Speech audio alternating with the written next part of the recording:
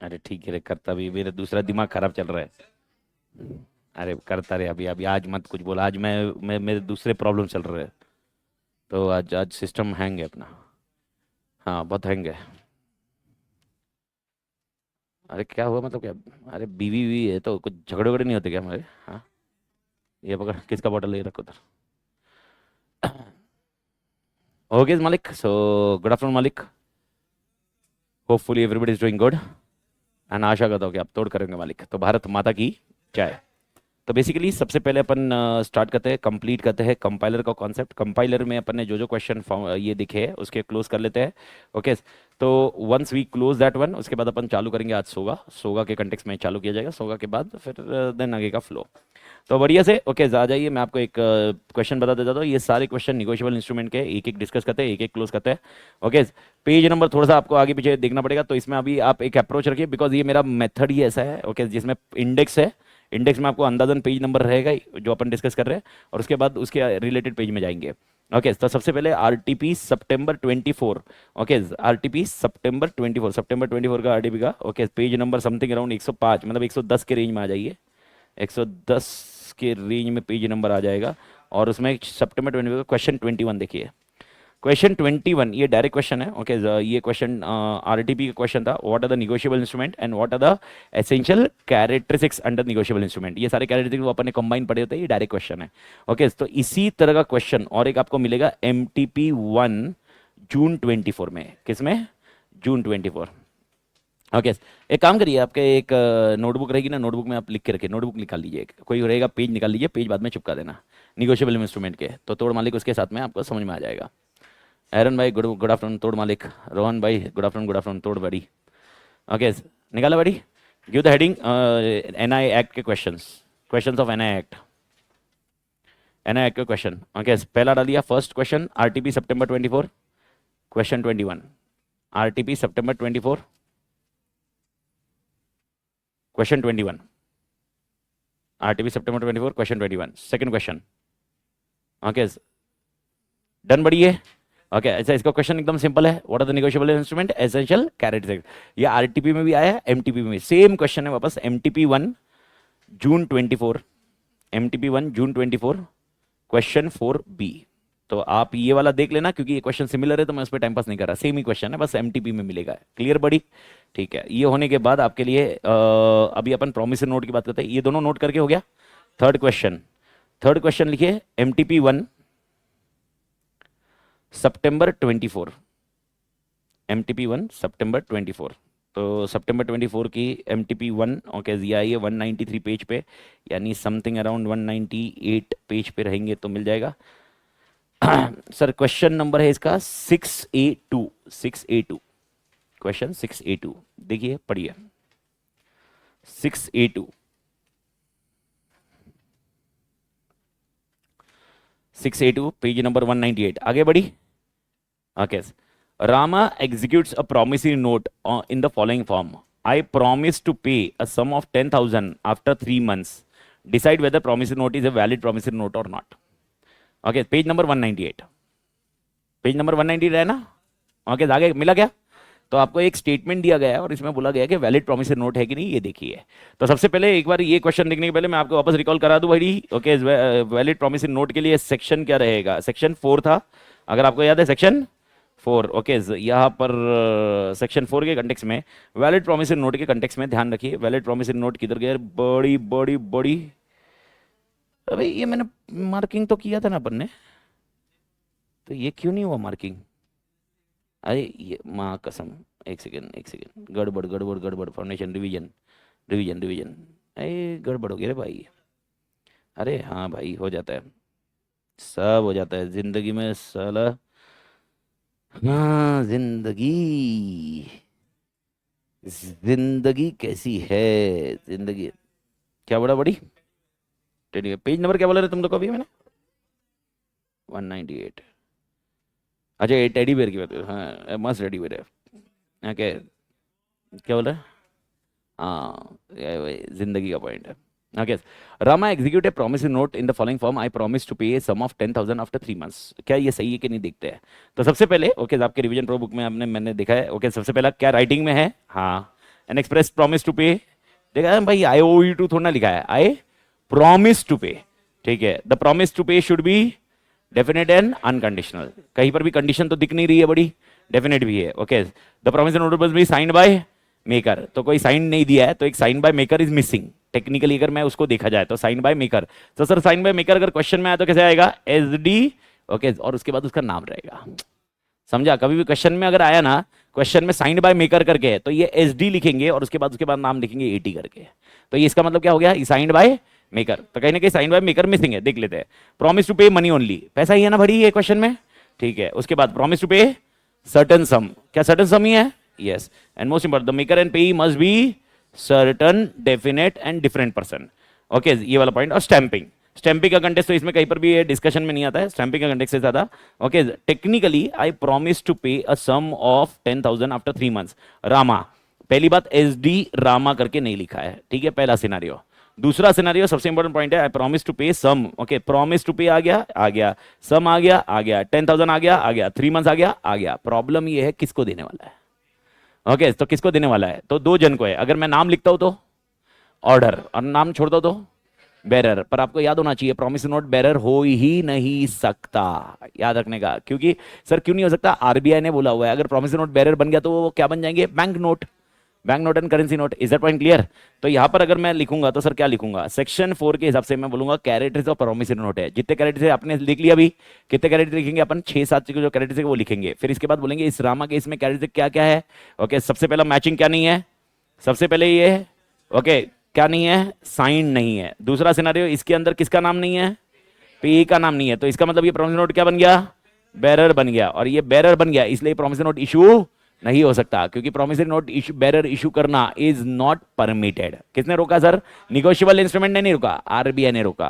Clear बड़ी, ये point आपको ध्यान रखना पड़ेगा, ये आंसर का कॉन्टेक्स्ट रहेगा। तो प्रॉमिसरी नोट का लॉजिक बैठा बड़ी, लेकिन ये क्वेश्चन एमटीपी का है तो ध्यान रखिए, क्योंकि अभी तक आया नहीं एग्जाम में, हो सकता है रिपीट हो जाए, ये to come in examination, okay. आपका सारा डेटाबेस, जितने भी क्वेश्चन पेपर मैंने आपको बताया सारे के सारे डिस्कस हो जाएंगे, तो यानी सारे परमिशन कॉम्बिनेशन क्लियर रखना। तो ये पॉइंट खत्म है, done done done, I hope clear बड़ी, ठीक है, यस। तो मैंने क्या लिखेंगे, मतलब मैं अभी क्या बताया, हाँ हाँ, ये सेक्शन 4 में ही है, वो आरबीआई का भी, इसमें भी ये सेक्शन 4 का ही है, ओके। यहाँ पर ही है सेक्शन 4 का, इसके अंदर ही लिखा हुआ है। कल बताया था ना, बैंक नोट प्रॉमिस नोट पे ये नाम सर्टन होना चाहिए, ये जब सर्टन नहीं होगा तो आरबीआई बोलता है ये आप नहीं इशू कर सकते, बिकॉज आप कौन सा इशू कर रहे हो, बेरर, जो कि पॉसिबल नहीं है, ओके। आरबीआई एक्ट ने सर रोका हुआ, ये इधर लिखा हुआ, यही आंसर है। तो इसका आंसर कैसे लिखोगे मेरे को बताओ, पहले पहले प्रॉमिस नोट सेक्शन लिखोगे, पूरा सेक्शन अपडेट कर दिया, उसके बाद लिखोगे इस पर्टिकुलर प्रॉमिस नोट में जो रामा ने एग्जीक्यूट किया हुआ है, फिर बाद में रामा का फैक्ट डालने का, फिर रामा ने जो एग्जीक्यूट किया उसमें क्या क्या मिसिंग है, साइन मिसिंग है, एंड ये बेरर हुआ, पर बेरर इशू करना आरबीआई की वजह से प्रोहिबिटेड है, ओके। इसके लिए रहेगा, बस ये स्टेटमेंट रहेगा, क्लियर बड़ी। और टेक्निकली आपको आंसर देखना रहे तो इसके इंस्टीट्यूट के आंसर मिल ही जाएंगे, इसके पीछे, ये पीछे दिए हुए हैं, पर I will not be spending time on that answer. मेरा काम क्या है, अभी स्ट्रक्चर आपको बता देना, स्ट्रक्चर समझ में आ जाना, दिमाग में आ गया अगर, क्योंकि अपन उसका आंसर, मतलब लॉजिक सिंपल है, ये आंसर आपको आ जाना चाहिए कि कैसे लिखना है, फॉर्मेट क्लियर है बड़ी।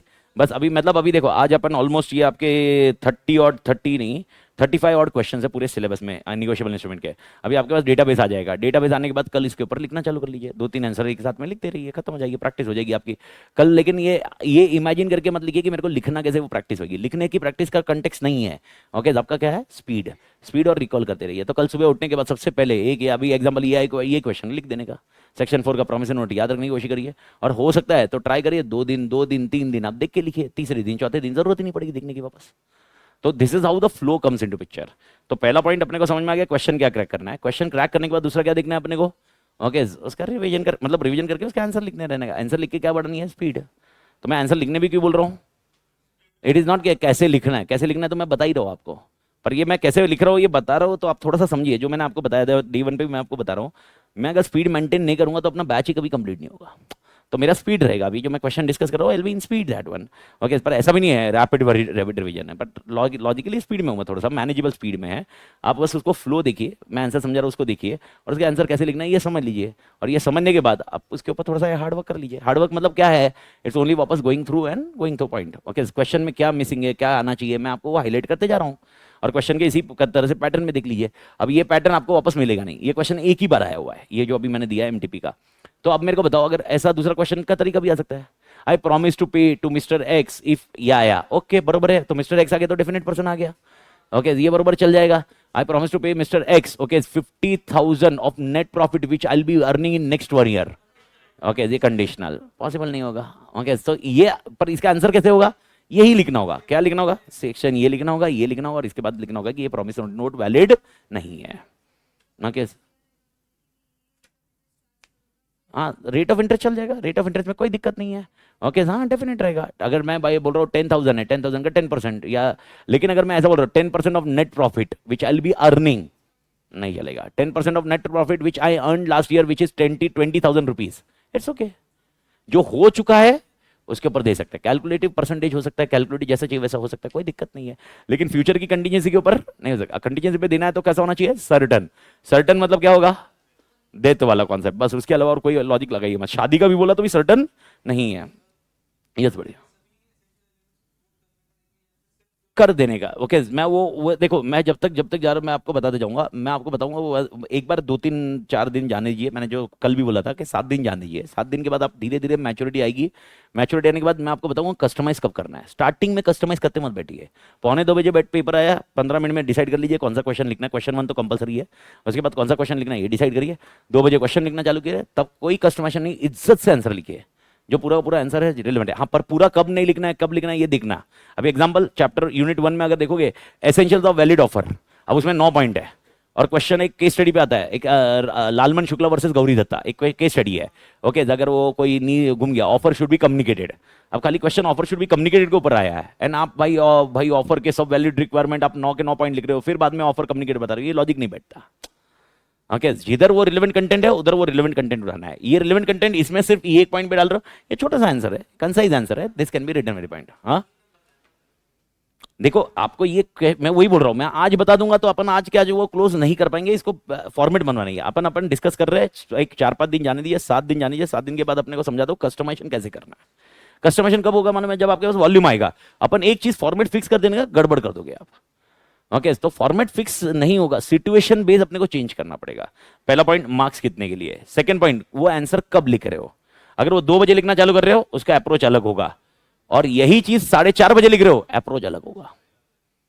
मैं आपको बता के रख रहा हूं, ये 100% करोगे तो ही अपन 100 मार्क का अटेम्प्ट कर पाएंगे। अगर आप एक अप्रोच से जाओगे, मैं आपको लिख के देता हूं 80 मार्क्स के ऊपर अटेम्प्ट नहीं होएगा, जो मैं आपको बता रहा हूं। और दूसरा पॉइंट, अपन ना रिजिड हो जाएंगे, तो रिजिड मत बनिए, फ्लेक्सिबिलिटी देखिए। पहले एक बार अपन क्या, अभी आपने पूछा मेरे को क्या करना है कि सर आंसर पूरा लिखना है, मैंने क्या बोला, आंसर इज यस। तो अगर प्रॉमिस नोट के कैरेक्टरिस्टिक आया, बिल्स ऑफ एक्सचेंज का कोई कैरेक्टरिस्टिक का क्वेश्चन आया या चेक का क्वेश्चन आया, क्या करने का, आंसर पूरा लिखने का, बात खत्म, पूरा आंसर लिखने का। अभी हाल फिलहाल माइंडसेट यही है, तो 2-4 दिन जाने दीजिए, 4 दिन जाने दीजिए, 4 दिन के अंदर मैं आपको बता दूंगा और कस्टमाइजेशन कैसे पॉसिबल है। तो वो अपने को केस टू केस समझ में आ जाएगा बड़ी। आई होप क्लियर बड़ी, ठीक है। इसके ऊपर देख दो, आज जाने दो, थोड़ा सा क्वेश्चन और जाने दो। अगला क्वेश्चन कौन सा वाला क्वेश्चन किया अपने, ओके 3rd वाला लिख लिया, कौन सा बोलिए, क्या हुआ, ये वाला ना, वो अपन क्वेश्चन के सीक्वेंस से जा रहे हैं, वो सीक्वेंस से जा रहे हैं। मैं एक सीक्वेंस, वो फॉर्मेट से आपको जो सीक्वेंस दिखा रहा हूं ना, ये बुक का सीक्वेंस है पूरा मेरे, मतलब अपने बुक में कंटेक्स्ट सीक्वेंस वाइज आप देखोगे, कॉन्सेप्ट वाइज जा रहे हैं ना, तो कॉन्सेप्ट वाइज जा रहे हो, तो आप कॉन्सेप्ट वाइज रहा तो वो क्या इजी टू कनेक्ट रहेगा। ओके वैसे तो ये भी कर सकते हैं, कोई टेंशन नहीं है, पर मैं वो सीक्वेंस वैसे कर रहा हूँ। ओके अगले सेक्शन पे, अगले क्वेश्चन पे जाइए, MTP1 September 1 ही है। ओके क्वेश्चन 4B पे जाइए, इसका ही क्वेश्चन 4B, ये same question 4B page number 196 इसी के ऊपर। ओके लिखिए MTP1 September 24, MTP1 September 24 question 4B मिला बड़ी, 4B state difference between note and bills of exchange. Direct answer है ये, इसके डायरेक्ट आंसर है, रटना है और लिखना है। Is that point clear. 3 party है, 2 पार्टी है, एक है प्रॉमिस है, एक है आपके लिए ओके ऑर्डर है, बोल पड़ा। ओके जितने टेक्स्ट बुक में पॉइंट्स है सबके सब आपको अपडेट करने हैं इधर वाले पॉइंट पे। हाँ तो MTP में है ये क्वेश्चन, ये मैं बोल रहा हूँ ना, MTP वाले पॉइंट में अपने को धीरे धीरे अडेप्ट करना पड़ेगा। क्वेश्चन कैसे आएगा मैं आपको वही बता रहा हूँ। देखो अभी हाल फिलहाल आपने क्या अप्रोच रखना है, मैं आपको वापस समझा रहा हूँ। देखो सर कितने पॉइंट लिखने, क्या पॉइंट लिखने से ज्यादा जितना अपन पढ़ रहे हैं सब लिखना है। अभी हाल फिलहाल अप्रोच यही रखिए, मैंने जितना पढ़ा है उतना लिखना है। अगर कोई सेक्शन पे आया तो सेक्शन पे, जैसे अभी एग्जांपल मेरे को बताओ, कल के लिए क्लियर था, इनलैंड आया तो इनलैंड ही लिखोगे, फॉरेन नहीं लिखोगे। लेकिन फॉरेन आया तो ये तो लॉजिक इधर बता दिया, लॉजिक समझा। अच्छा, कोई बिल ऑफ एक्सचेंज है, ओके, अगर मैंने फाड़ के तेरे को आधा दिया, फाड़ के मेरे पास लिया, अभी पूरा थोड़ा ना लिखेंगे, फिर उसका रिलेवेंट कंटेंट होगा। लेकिन कोई कैरेक्टरिस्टिक्स जा रहा है, क्योंकि स्टार्टिंग के तीन चार क्वेश्चन ये डायरेक्ट क्वेश्चन वाले हैं, जो डायरेक्ट क्वेश्चन है तो पूरा का पूरा आंसर आपको अपडेट करना पड़ेगा। अभी आप बोलोगे सर बुक में से ज्यादा, अभी एग्जाम्पल ये सीक्वेंस में जाएंगे, अभी इधर आपके ये 4-5 पॉइंट जो रहेंगे, इससे ज्यादा मैं और क्या मतलब, और क्या, अपनी घर की खेती मत डालना, जितना मॉड्यूल का आंसर है उतना ही रखना। क्लियर बड़ी। लेकिन मैं आपको लिख के देता हूँ 99% ऐसा क्वेश्चन आना बहुत मुश्किल है। Okay 99%, 1% it's lucky yours. और ये आया भी तो 7 मार्क के लिए नहीं आता, ये आया तो भी 2 या 3 मार्क के लिए आएगा, इससे ऊपर भी नहीं आएगा। Okay not more than that for sure. तो अभी तुम बोलोगे सर 2-3 मार्क के लिए कितना लिखना, तो मेरे भाई रुक जा, अभी ये मार्क के लिए कितना लिखना इस पर बात मत कर, क्या लिखना उस पर अपन चर्चा करते हैं। क्लियर बड़ी। तो अपन अभी किस पे चर्चा कर रहे हैं, क्या लिखना, कितना लिखना। क्वांटम को धीरे धीरे अडेप्ट करो, 1-2 दिन में नहीं हुआ, 1-2 इसमें आप पूरे 25-30 क्वेश्चन कर लोगे, एक चैप्टर हुआ, दूसरा चैप्टर है, हर चैप्टर का अपना अपना अलग एस्पेक्ट्स है, तो अंडरस्टैंडिंग लो, आ जाएगा, आने दो, अंडरस्टैंडिंग आ जाएगा बड़ी, डोंट वरी। ओके ये क्वेश्चन हो गया बड़ी, डन। ठीक है, अगला आता है MTP2 September 24। MTP2 September 24 लिख लो पहले question, MTP2 September 24 question 4B MTP2 September 24 question 4B। Question 4B MTP2 September 24 question 4B।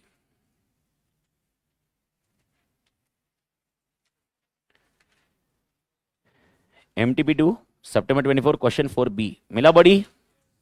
Okay मेरे को बताओ, क्लियर है बड़ी ये भी। What is a check under negotiable instrument and who are the parties involved? What are the essential elements of check? Okay, तो याद रखने का, चेक का डेफिनेशन लिखना है आपको। पार्टीज कितनी है चेक में, 3 पार्टी है, ड्रॉवर, ड्रॉई एंड पेई। ड्रॉवर कौन है, चेक बनाने वाला। ड्रॉई कौन है, बैंक। और पेई कौन है, पर्सन जिसको चेक का पेमेंट किया जाएगा। क्लियर है। और चेक के कैरेक्टरिस्टिक, सारे कैरेक्टरिस्टिक किसके जैसे है, बिल्स ऑफ एक्सचेंज के। सिर्फ 2 पॉइंट है कि यहाँ पर स्पेसिफाइड बैंकर है।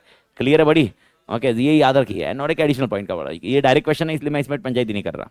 अगला क्वेश्चन और एक, September 24 question 4B2। September 24 question 4B2। नहीं कुछ भी नहीं, जब September 24 बोला क्वेश्चन 42 मतलब exam paper. September 24 question 4B2 page 10, 11, 11, 12, 12, 13 पे कुछ रहेगा। September 24 question 4B2।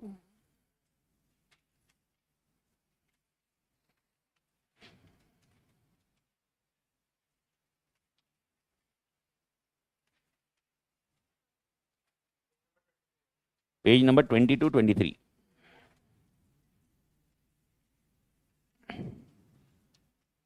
22-23 पे आई है, आगे बढ़ी। 23 पे टॉप पे, 23 पे टॉप पे पेज पे। All checks are bills, while all bills are not checks. Explain the additional feature of check which differentiate check from the bill for the negotiable instrument. 3 mark का। क्लियर है बड़ी। क्या आप मानते हो हर चेक बिल है, पर हर बिल चेक नहीं है, और किसी एडिशनल फीचर है, ये पॉइंट है। सारे फीचर जो बिल्स ऑफ एक्सचेंज के वो तो है ही है, लेकिन स्पेसिफाइड बैंकर पर रहेगा, और ये पेएबल ऑन डिमांड। क्लियर है बड़ी। बस ये आंसर है आपके 3 मार्क पे।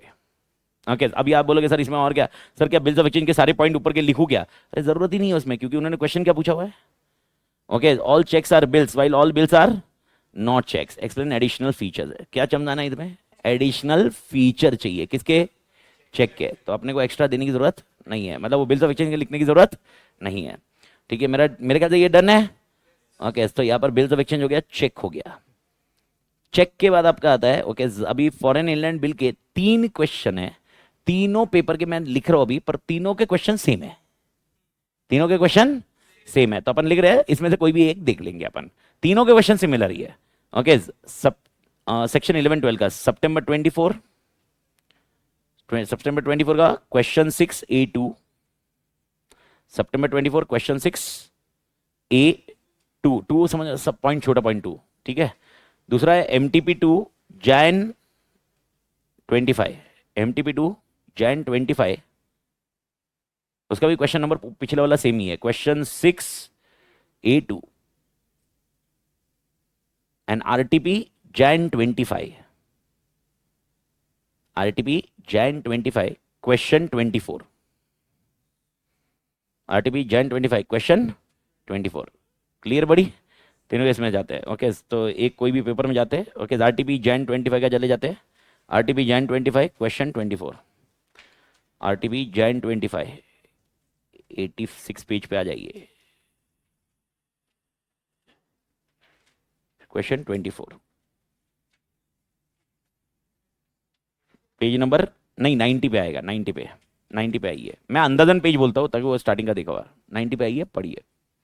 Question 24। Question 24। Reliable Limited, okay, an Indian company, is a global leader in petrochemical products.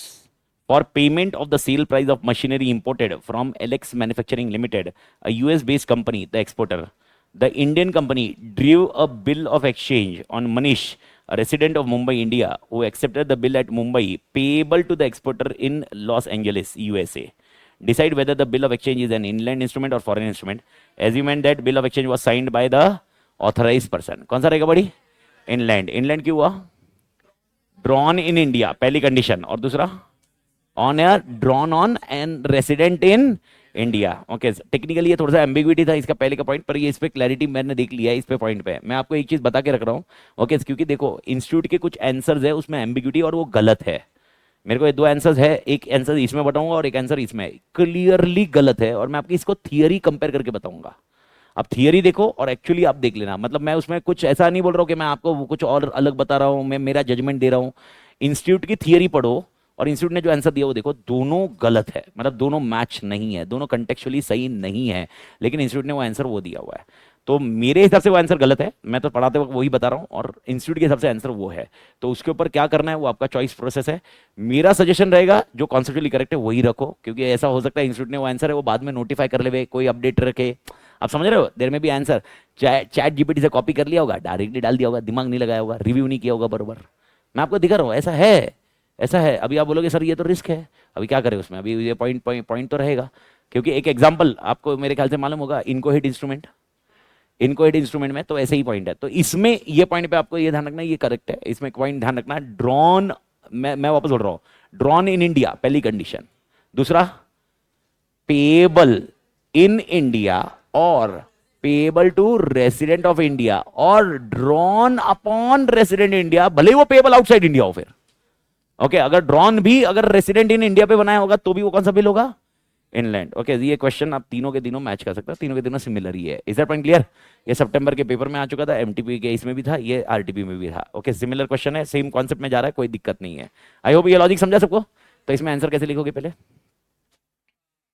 पहले सबसे पहले क्या लिखोगे? डेफिनेशन। किसका definition? Inland. Section 11 inland bill क्या होता है, फिर इनलैंड बिल का जो डेफिनेशन किया वो लिखोगे। फिर इसके बाद ओके फिर क्या करोगे? इनलैंड बिल लिख दिया, फिर फैक्ट, फैक्ट डालोगे। फॉरेन लिखने का क्या इसमें? नहीं भाई, फिर क्या करोगे? फैक्ट, फैक्ट लिखोगे। ओके जिसको कस्टमाइज लिखो, मेनली पूरा ऐसा पंचायती मत लिखो, बनाया किसने वो लिखो, कहां पर बना वो लिखो, किसके ऊपर ड्रॉन किया है और किसको पेएबल है।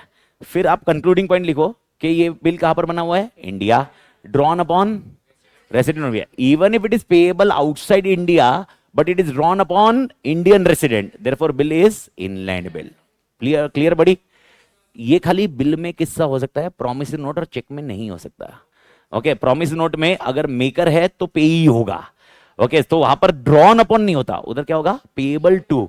अगर मैं प्रॉमिस नोट दे रहा हूं, प्रॉमिस नोट इंडिया में बना है और पेएबल टू फॉरेन रेसिडेंट है, इन फॉरेन है, कौन सा बिल? Foreign bill. तो उसमें आप मत लगाना क्योंकि ड्रॉन वाला कॉन्टेक्स्ट ही नहीं है। ओके ये पेई कौन है क्या है उसको आपको दिखना पड़ेगा। भारत माता की शिपिंग बड़ी ठीक है। ओके ये वाला क्वेश्चन आपके लिए सेक्शन 11 12 का हुआ। सेक्शन इनकोहेट और ये इंस्ट्रूमेंट को अपन देखते हैं अभी। ओके अगला आ जाइए, MTP2 लिखिए 10th क्वेश्चन, मतलब जो अगला क्वेश्चन की लिस्ट डालिए। 10th question MTP2 Jain 25 question 4B। MTP2 Jain 25 question 4B। MTP2 Jain 25 question 4B।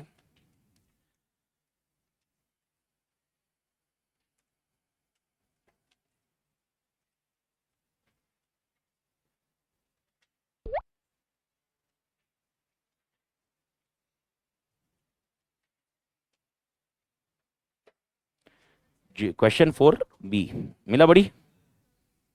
Question 4B क्या है?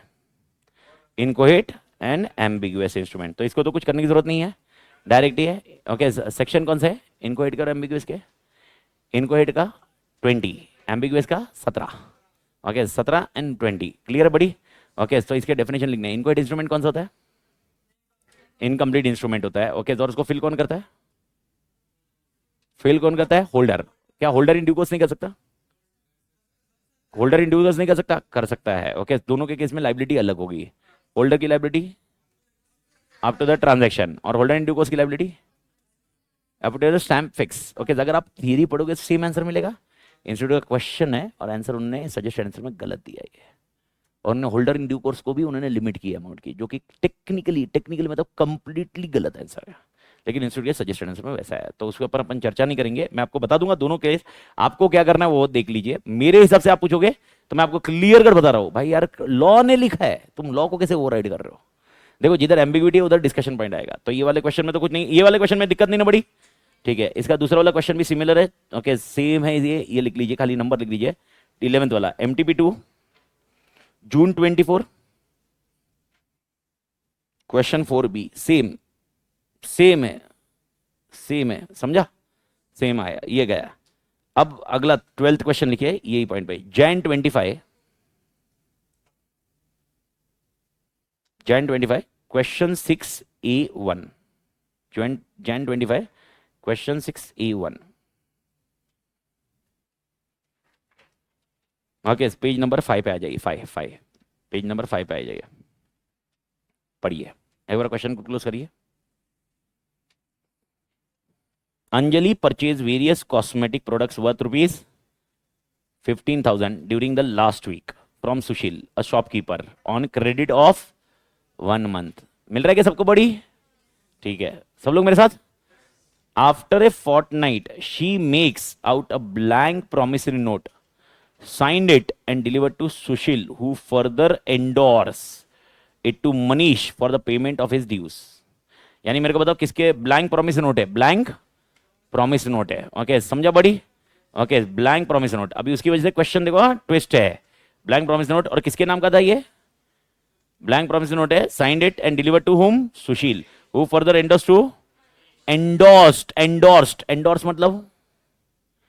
एंडोर्स्ड मतलब साइन एंड उसके बाद दिया है। Is that point clear?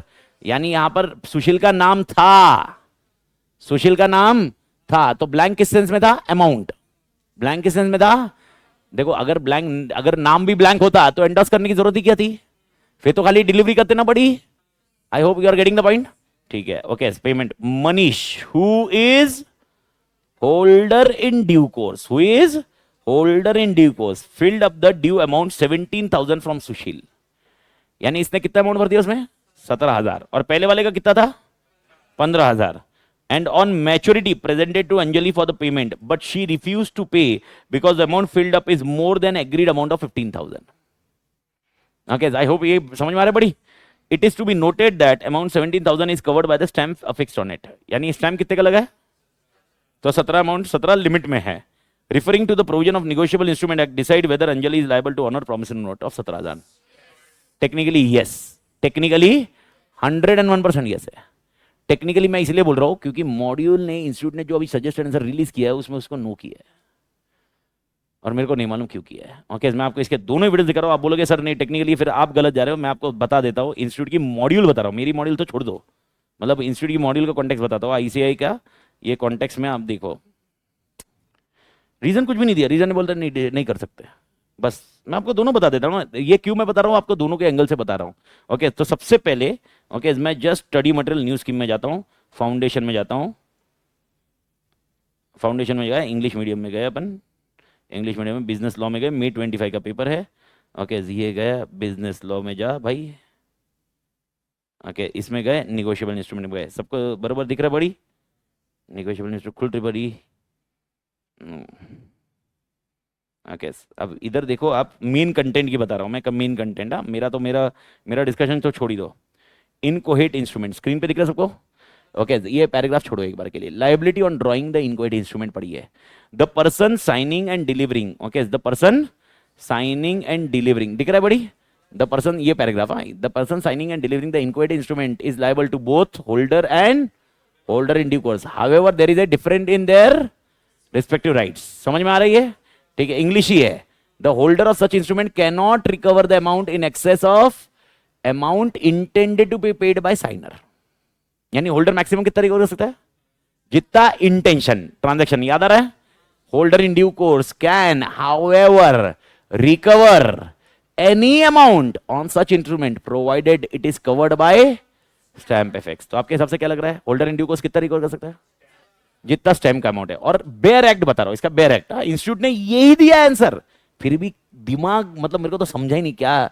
Section 20 of the Act read as, where one person signs and delivers to another a paper stamped in accordance with law relating to negotiable instrument then in force in India and either wholly blank or have written therein incomplete negotiable instrument, he thereby give prima facie authority to holder thereof to make or complete as the case may be upon it negotiable instrument for any amount, second line padho, for any amount specified therein and not exceed the amount covered by stamp। तो तीसरी line तक आपको क्या लग रहा है, कितना amount recover कर सकते हैं? जितना चाहिए उतना, पर स्टैम्प से ज्यादा नहीं। लेकिन आगे पढ़ो, प्रोवाइजो, ओके आगे, the person so signing shall be liable upon such instrument in capacity in which he has signed the same to any holder in due course for such amount provided no person other than holder in due course.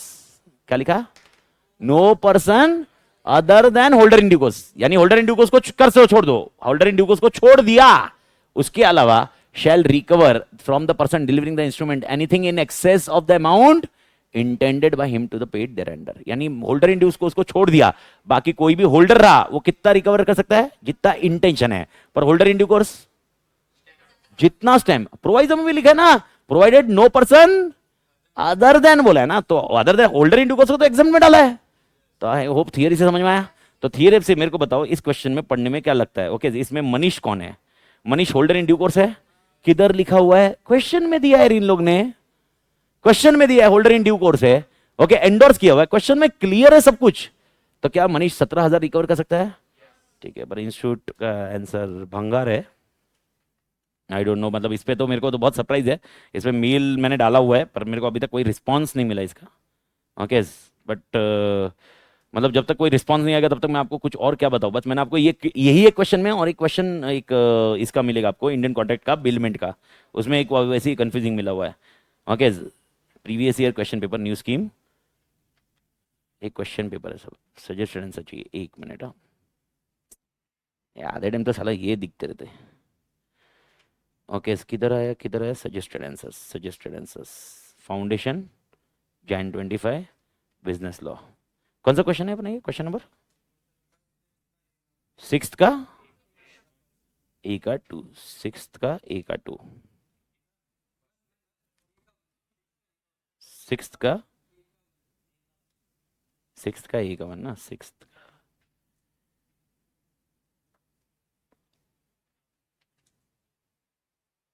देख लीजिए,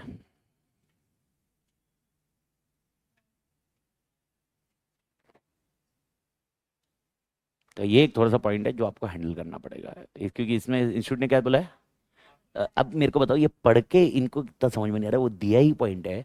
okay उसके बाद दिया person so signing our instrument in the capacity is signed, ये भी पढ़ो, to any holder in due course for such amount provided that no person other than holder. अबे उसमें प्रोवाइडर पूरा वो लिख रहा है, फिर भी वो बोल रहा है ये वाला लाइन मेरे को अभी तक नहीं समझा उसका क्या है। Instant case Anjali is not liable to honour the promise note to Manish for 17,000, she is liable. I hope ये लॉजिक समझा। तो टेक्निकली ये पॉइंट दिक्कत आई है। ओके पर मैंने आपको थियरी भी पढ़ा दी, मॉड्यूल भी समझा दिया, मैंने आपको बता दिया कैसे मैं करेक्ट हूँ। और मैं मतलब ऐसा नहीं बोल रहा हूँ, ये शायद आपको लग रहा होगा कि यार सर ये सिलेबस आधा अधूरा ऐसा वैसा है, इसकी वजह से प्रॉब्लम है। बिल्कुल भी नहीं।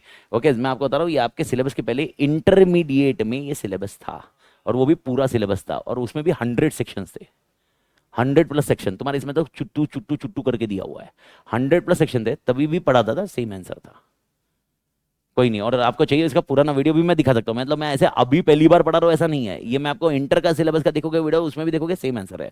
तो अगर आप मुझसे पूछोगे सर मैंने क्या करना चाहिए टेक्निकली, ओके अभी ये इनका मतलब मेरे को तो मालूम नहीं है कैसे आया, पर मेरे हिसाब से आंसर क्या है, holder in due course can ask for any money which okay stamp paper cover करना चाहिए। क्या वो 17,000 स्टैम्प पेपर कवर कर रहा था? फिर क्या, फिर और होल्डर इन ड्यू कोर्स लिखा हुआ था ना क्वेश्चन में। ओके ये वाला concept I hope are you getting the point buddy. तो मेरे ख्याल से ये समझा। बस मैंने आपको ये बताया, जिधर जिधर कुछ उल्टा सीधा है तो मैंने आपको बता दिया कि भाई उल्टा सीधा है, जिधर कुछ नहीं है जिधर ये पॉइंट है। तो आप सर, आप मेरे से ये पूछोगे सर हमने क्या करना चाहिए, तो मैंने बता दिया जो सही है वो लिखो। ओके, ऐसा होता होगा, ये पॉइंट है। अभी आप बोलोगे कोई एग्जामिनर इसको ही चेक करके करता होगा, तो इंस्टीट्यूट इसके लिए कभी स्टेप्स लेती है, हो सकता है ये प्रिंटिंग विंटिंग का इसमें क्या है, ये क्या है, देयर में भी मल्टीपल एलिमेंट्स, लेकिन इसके ऊपर कॉन्टेक्स्ट ऐसा ही है। तो जो आंसर सही है वो सही आंसर है, ये वाला आंसर का लॉजिक रहेगा। आत्मा क्लियर? और इसमें आप ये कर भी नहीं सकते कि भाई यार मतलब मैं इसमें अभी आप बोलोगे चलो चलो ये कर लेते कि होल्डर एंड ड्यू कोर्स को अपन खाली इतना ही दे रहे, ऐसा नहीं होता। ऐसा इतना ही दे, ऐसा कैसा अधिकार लॉ ने दिया है और तुम अपना अधिकार ले रहे हो। अरे स्टैम्प तो वही तो मैं बोल रहा हूँ, स्टैम्प। अच्छा बाकी मेरे को बताओ, ये होल्डर इन ड्यू कोर्स भी लिखा है ना? ओके, मेरे को बताओ होल्डर इन ड्यू कोर्स क्यों लिखा फिर तो होल्डर ही एज्यूम करते हैं। अगर होल्डर इन ड्यू कोर्स नहीं होता तो एचडीसी क्यों बताया इसको? एचडीसी मतलब होल्डर इन ड्यू कोर्स क्यों बनाया? ये बनाने का इंटेंशन समझा ना? बस वो पॉइंट था। आई होप ये क्लियर है buddy. Can we close on this? ठीक है, बढ़िया। आगे ओके, आगे आइए। ओके, अभी डिलीवरी वाले सेक्शन, यस बड़ी। नाम केस में नहीं, क्यों प्रॉमिस नोट वैलिड नहीं रहेगा? इनको हेट वैलिड क्यों नहीं रहेगा? इनको हेट है, इनको हेट तो कैसे भी ब्लैंक रह सकता है ना। इनको हेट में मैंने किधर बोला खाली ब्लैंक अमाउंट पे रहेगा? मैंने क्या बोला? इनको हेट इंस्ट्रूमेंट में क्या होनी चाहिए? खाली साइन, साइन इज नेसेसरी, ये होना चाहिए। डेट भी आप बाद में भरोगे, ओके, ये वाले पे पॉइंट पे भी है, पर डेट पे भी अगर आप प्रॉमिस नोट वगैरह बना रहे हो 3 मंथ बोल रहे हो तो डेट भी डालना पड़ता है, 3 मंथ्स फ्रॉम व्हेन। इसीलिए 2-3 चीजें बहुत कंपलसरी है। तो inchoate instrument is not that नाम लिखना जरूरी है। ओके, इवन मैं आपको बता रहा हूं, ओके, अगर मैंने बेरर इंस्ट्रूमेंट दिया है, कौन सा इंस्ट्रूमेंट? ये इनकोहेट ही है डेफिनेशन वाइज। कौन सा है? इनकोहेट है। नहीं, मैं बेरर इंस्ट्रूमेंट की बात कर रहा हूं। It can be inchoate instrument, can be promise note, negotiable, मतलब बिल्स ऑफ एक्सचेंज और चेक।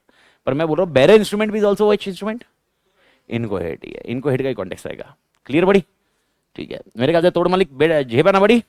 ठीक है, अगला लीजिए हेडिंग 13वां question, MTP2 September 24। MTP2 September 24 question 6A1। MTP2 September 24 question 6A1। MTP2 September 24 question 6A1। 225 की रेंज में रहना चाहिए।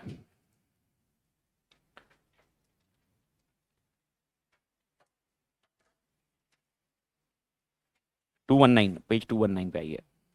आए बड़ी? पढ़िए। नकुल मेड, आगे सब लोग पेज नंबर क्या है? 219, आगे ना बड़ी? ठीक है। Nakul made a promise note in favour of Sahadev of 10,000 and delivered to him. Okay, यानी किसके फेवर में बनाया? Sahadev. Sahadev endorsed the promise note in the favour of Arjun but delivered to Arjun's agent.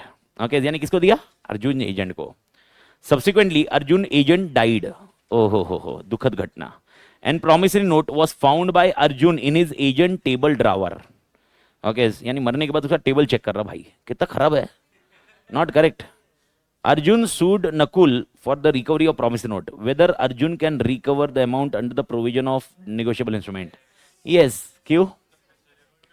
Okay, agent. Okay, तो इसमें इसमें किस कंटेक्स्ट से आंसर लिखोगे? क्वेश्चन ये है। 75 एक पॉइंट हो सकता है दिमाग में आ सकता है। 75 में क्या पढ़ा था अपन? निगोशिएबल इंस्ट्रूमेंट एजेंट को भी दे सकते हैं, ओके, या तो एजेंट भी दे सकता है।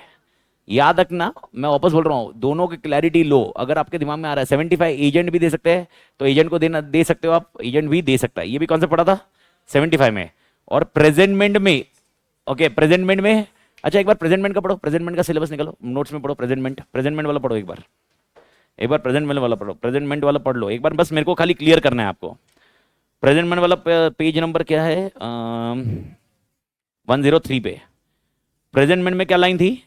Okay, promise note, bills of exchange, cheques, okay, must be presented for payment to the maker drawee thereof respectively by or on behalf. यानी प्रेजेंटमेंट करते वक्त दे कौन सकता है? प्रेजेंटमेंट करते वक्त दे कौन सकता है? प्रेजेंटमेंट करते वक्त दे कौन सकता है? ओके, मैं दे सकता हूं या मेरा एजेंट दे सकता है। समझ में आ रहा है? लेकिन जिसको प्रेजेंट किया है, क्या मेरे को वो प्रेजेंट सिर्फ और सिर्फ ओके मेकर, एक्सेप्टर और ड्रॉई को देना है? ये क्यों नहीं है? किधर? प्रेजेंटमेंट की बात कर रहा हूं, प्रेजेंटमेंट की बात कर रहा हूं। किसको? इधर किधर लिखा है? Presentment for the payment to whom? Maker, acceptor drawee, उसी को देना होगा प्रेजेंटमेंट में। ये पॉइंट आप ध्यान रखिए, प्रेजेंटमेंट में। ओके, प्रेजेंटमेंट में, ये प्रेजेंटमेंट का कॉन्टेक्स्ट नहीं है, मैं आपको दोनों चीजें क्लियर कर रहा हूं, आराम से जाना। और ये क्वेश्चन एक्चुअली इसका है ही नहीं जिसमें आप कंफ्यूज कर रहे हो, लेकिन मैं आपको बताया जा रहा हूं, सारी चीजें क्लियर कर रहा। तो ये पॉइंट प्रेजेंटमेंट का समझा। तो प्रेजेंटमेंट में क्या समझा, प्रेजेंटमेंट करने वाला ओके एजेंट भी हो सकता है, मैं भी हो सकता हूं। ओके, प्रेजेंटमेंट जिसको किया जा रहा है वो सिर्फ वही बंदा होना चाहिए जो पेमेंट करने वाला है, उसके एजेंट को प्रेजेंटमेंट करके नहीं चलेगा। तो सर फिर 75 क्या रोल प्ले कर रहा था, मैंने क्या बताया, 75 रोल प्ले करता है presentment by or to agent representative disease assignee. ये 75 ये बोलता है कि ये प्रेजेंटमेंट करने के लिए एजेंट रिप्रेजेंटेटिव ऑफ डिजीज और असाइनी ये होने की संभावना हो सकती है, इट्स ए चांसेस। 75 को आपको कब यूज करना होगा, ओके टेक्निकली अगर मर गया तो फिर किसको देंगे, मर गया तो किसको देंगे, ओके मर गया तो किसको देंगे, तो किसको देना पड़ेगा, एलआर। क्या वो चलेगा क्या, यस नहीं चलेगा, मरने के बाद चलेगा ना, कौन सा वाला 75, ऑफिशियल असाइनी 75। ओके टेक्निकली अभी आप बोलोगे sir is presentment by agent और टू एजेंट, ये तो आ ही रहा है, इसको यूज नहीं करने का, 64 को यूज करने का प्रेजेंटमेंट के टाइम पे। प्रेजेंटमेंट को स्ट्रिक्टली कौन सा सेक्शन यूज करने का, 64।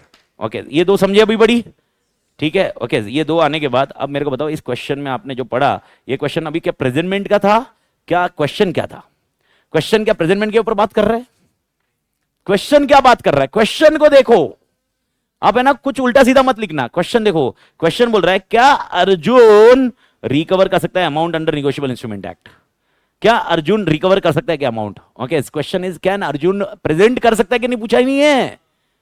ओके क्या रिकवर कर सकता है, अब मेरे को बताओ कौन कोई रिकवर, तेरे पास निगोशिएबल इंस्ट्रूमेंट आया, क्या तू रिकवर कर सकता है, कब माना जाएगा, जब तेरे को डिलीवरी हुई रहेगी। समझने की कोशिश कर, तू तू तू राइटफुली ओन कर रहा है निगोशिएबल इंस्ट्रूमेंट, मुझे कैसे मालूम पड़ेगा, जब तेरे पास क्या हुई है, डिलीवरी। तो टेक्निकली क्या यहां पर डिलीवरी मानी गई है कि नहीं, ये क्वेश्चन है।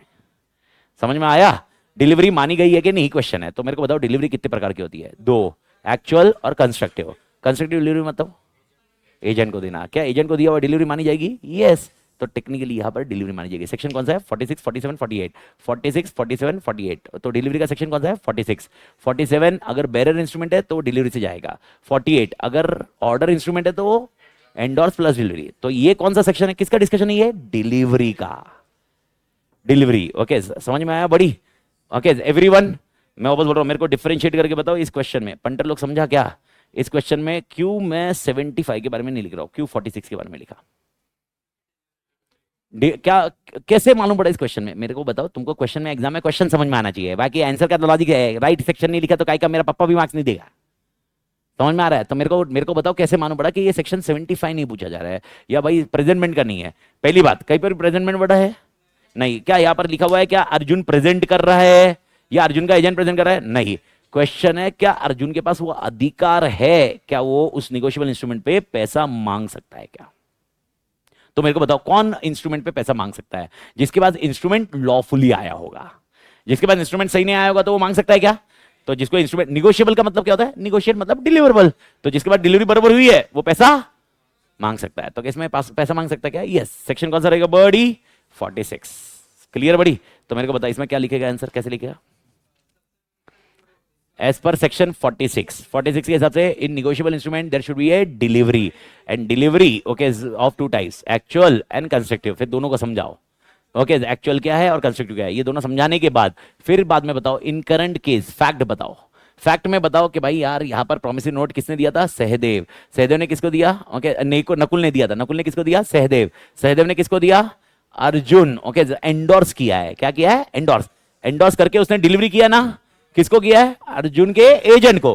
क्या ये डिलीवरी माना जाएगा, यस। कौन सी delivery, constructive. Therefore here Arjun can recover the amount under the provision of negotiable instrument act. Concluding point, shaping बड़ी पक्का, ओके। तो प्रेजेंटमेंट में घुसेड़ना मत, वो बहुत इमोशनल वाइज सेक्शन है सब। आप देखो लॉजिकली आप करेक्ट आ ही जाओगे पर सेक्शन गलत हो जाएगा।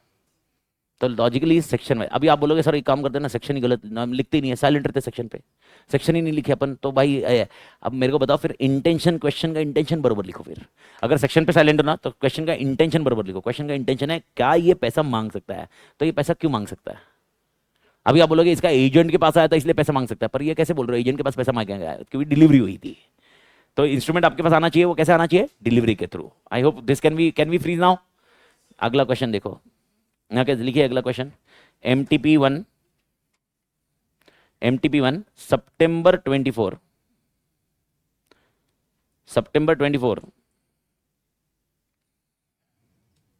Question 6A1 same question 6A1 197 की पेज पे आ जाओ। 197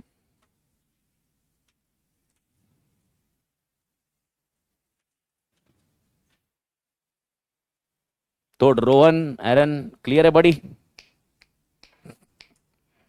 बढ़िया। पढ़िए, M owes money to N. Okay. Therefore, he makes a promissory note for the amount in favor of N. For the safety of transmission, he cuts the note in the half and posts the one half to N. बढ़िया, क्या बढ़िया है, बढ़िया। He then change his mind and calls upon N to return the half of the note which he has sent. N requires M to send the other half promissory note. Decide how the rights of the parties are to be adjusted. बताइए आगे, क्या ये delivery complete हुई है क्या? तो मेरा question है, कौन मांग सकता है वापस? M N से मांगेगा या N M से मांगेगा? M N से मांगेगा। Okay, is that point clear? Section कौन सा? सेक्शन कौन सा? ओके, सेक्शन कौन सा? ओके, सेक्शन 46 ही आएगा बड़ी, क्या 46 आएगा पक्का? 46 ही आना है। 46 का लॉजिक सिंपल रहेगा, डिलीवरी शुड बी कंप्लीट में जब बोल रहे हैं वॉलंटरी डिलीवरी होनी चाहिए, डिलीवरी पूरा इंस्ट्रूमेंट का होना चाहिए, डिलीवरी ऐसा रिस्ट्रिक्शन राइट रिजर्विंग राइट जैसा नहीं होना चाहिए। उसके बाद फिर आपको फैक्ट लिखना है, और फैक्ट के बाद लिखना है दोनों के बताने हैं, दोनों के किसके? एम का भी राइट्स, एन का भी राइट्स। यहां पर आप लिखोगे M can ask for the okay part of that point and N is bound to give back that point instrument to whom. N cannot claim under the instrument because N has not got the rights under negotiable instrument act. खत्म, under section 46। Bharat Mata की झेपा बड़ी। ये वाले कल से example मैंने, आप देखोगे तो मोटा मोटी सारे एग्जाम्पल मैंने आपके साथ डिस्कस किए हुए ही है। बस अब आप देखो, क्वेश्चन देखने का फायदा एक ही है, ये क्वेश्चन का माइंडसेट प्रिपेयर रहेगा अभी। बस आपको माइंड, हाँ भाई ऐसा रीड करना पड़ेगा, पेशेंटली रीड करना पड़ेगा। अभी मैं आपके साथ सबका डिस्कशन है, वो एग्जाम में अपने को अकेले को रीड करना पड़ेगा, अकेले को दिमाग लगाना पड़ेगा। अगला पॉइंट, सितंबर 24 पेपर में, सितंबर 24 लिखो अगला क्वेश्चन, सितंबर 24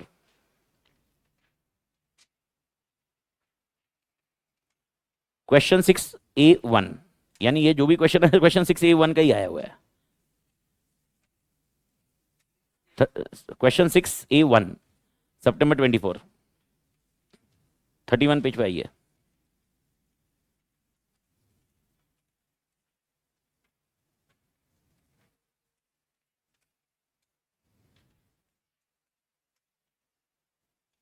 थर्टी वन पे आ जाइए। डन बड़ी, ठीक है। अब मेरे को बताइए क्या सीन है। Referring to the provision of negotiable instrument, okay, and 1881 होना चाहिए वो। Answer the following in the given scenario. Aman drew the bills of exchange, the bills on Baban, who accepted it payable to Magan on or order. Magan endorsed the bill to Gagan. maa kasam, Gagan endorsed the bill to Akash to be delivered by him to on the next day. However, on the death of Gagan on the same day, his only son Aniket delivered the bill to Akash on the next day as he intended by deceased father. सपना था वो पूरा करने का। On presenting the bill on the due date, Baban refused to pay. Baban ने मना कर दिया। Explain the importance of delivery in negotiation and decide whether Akash can enforce the payment of the bill against the Baban or previous parties. पहला point, importance of delivery. क्या delivery important है? Yes. कौन सा section? 46। Okay, और इसमें बताइए क्या आकाश यहां पर एनफोर्स कर सकता है क्या? नहीं। क्यों? ओके, LR ने दिया हुआ है, इसलिए आकाश कोई भी प्रीवियस पार्टी या उसके पहले वाले पार्टी के पास ये बिल एनफोर्स नहीं, ये प्रोमिसरी नोट एनफोर्स नहीं कर सकता। सेक्शन नहीं 48 नहीं, 57 LR 57 LR के पास वो अधिकार नहीं है। याद आया बड़ी? 57 में याद रखना, सेक्शन का पॉइंट ध्यान रखना। 57 भारत माता की झिपिंग बड़ी। तो ये वाला सेक्शन आपके लिए काम खत्म हो गया, ये ऑलमोस्ट हो गया। अब इसके बाद वाला पॉइंट है ना, और एक MTP2, ये भी लिख लीजिए अगला। MTP2 Jan 25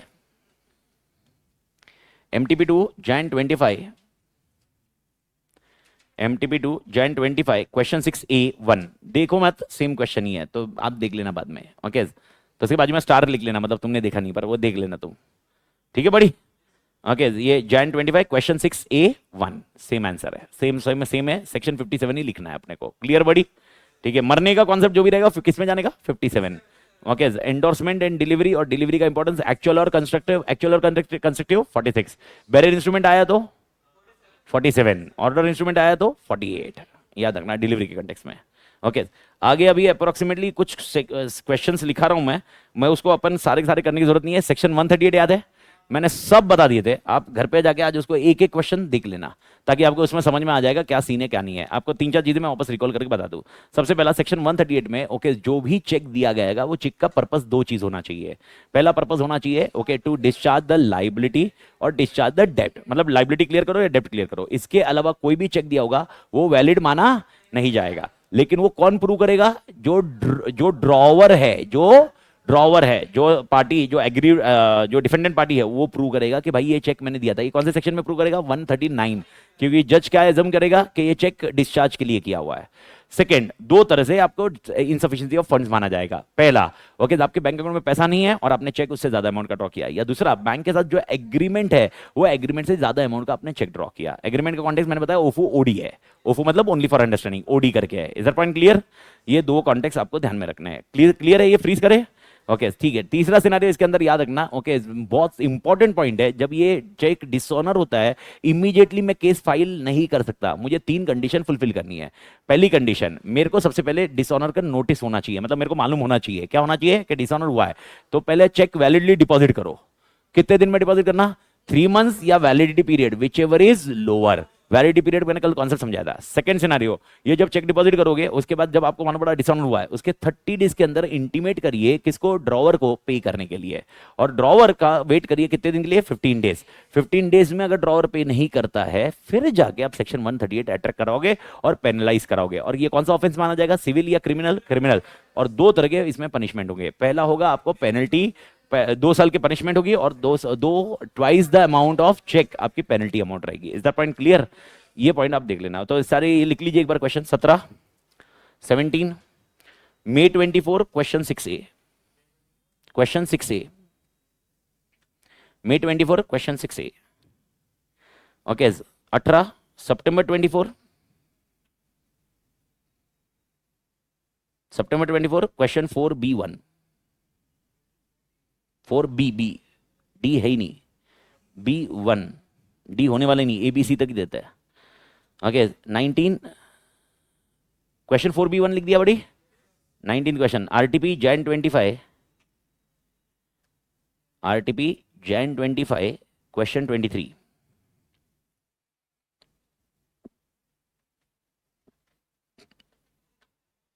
RTP Jain 25 question 23, RTP May 25 question 21, 21, RTP May 25।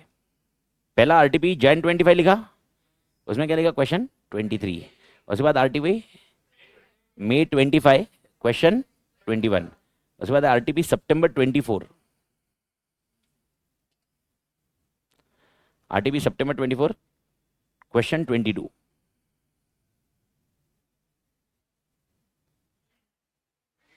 Done, ठीक है। उसके बाद MTP1, एक बार आपने सिर्फ इसको आज ये देख लेना, कुछ डाउट आया तो मेरे को पूछ लेना। ये सारे के सारे अपन ने कवर किए हुए हैं, बस आपको इसको एक बार फ्लो देख लेना, बस आपको समझ में आया क्या। ठीक है बड़ी। MTP1 Jain 25, Jain 25 question 6A, question 6A। Okay, वापस MTP जून 24,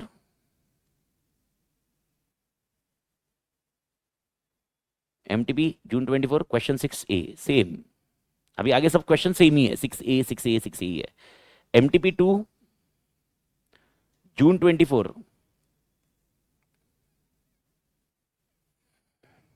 क्वेश्चन 6A2, 6A2। उसके बाद और MTP3, MTP3 जून 24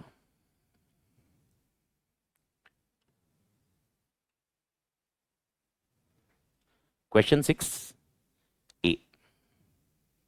डन बड़ी। एक बार गो थ्रू कर लेना। और ये बहुत इंपॉर्टेंट सेक्शन है, क्योंकि अगर मैं तीनों अटेम्प्ट का देखूँ तो तीनों अटेम्प्ट में क्वेश्चन आया हुआ है। आप कोई भी आरटीपी निकालो, कोई भी एमटीपी निकालो, ये क्वेश्चन मिलता ही मिलता है। ओके, दो तीन परम्यूटेशन कॉम्बिनेशन मैंने आपको समझा दिया। अच्छा, सेक्शन 140 भी था, अगर आपको याद है तो। 140 में क्या था? ओके, आप बाद में ये नहीं बोल सकते मेरे को मालूम नहीं था, चेक क्लियर होते वक्त पैसा नहीं रहेगा। मेरे को तो लगा था सामने वाला पैसा देने वाला था, याद आया बड़ी? ओके, यानी आप स्टॉप पेमेंट नहीं करवा सकते। तो स्टॉप पेमेंट का आंसर क्वेश्चन आया तो कौन सा सेक्शन लिखने का? 138 तो लिखना ही, पर 140 का जिक्र मेनली रहेगा। क्लियर है बड़ी? ओके, ये याद रखिए। इसके बाद ओके, डू यू रिमेंबर आपको बिल को एक्सेप्टेंस के लिए कितना टाइम देना चाहिए? 48 आवर्स। खाली 48 आवर्स नहीं, एक्सक्लूडिंग पब्लिक हॉलीडे। ओके, लिखिए क्वेश्चन सितंबर MTP2 सितंबर 24। अगला पॉइंट ये सेपरेट है, MTP2 सितंबर 24। MTP2 सितंबर 24, क्वेश्चन 6A2।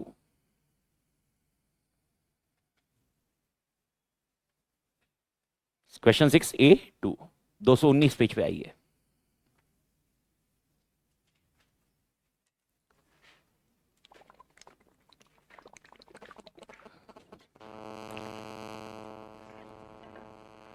Done buddy? पढ़िए। Okay, Utkarsh purchase some goods from Saksham for 50,000 on 14th August. वाह। Saksham draw a bill of exchange on Utkarsh and sent him to him for acceptance on the same day at 3 p.m. 3 p.m. 3 बजे दोपहर को। Utkarsh requested Saksham to allow him some time for acceptance. Okay. Saksham allowed him 48 hours for acceptance. Utkarsh could not accept bill till 16th August 3 p.m.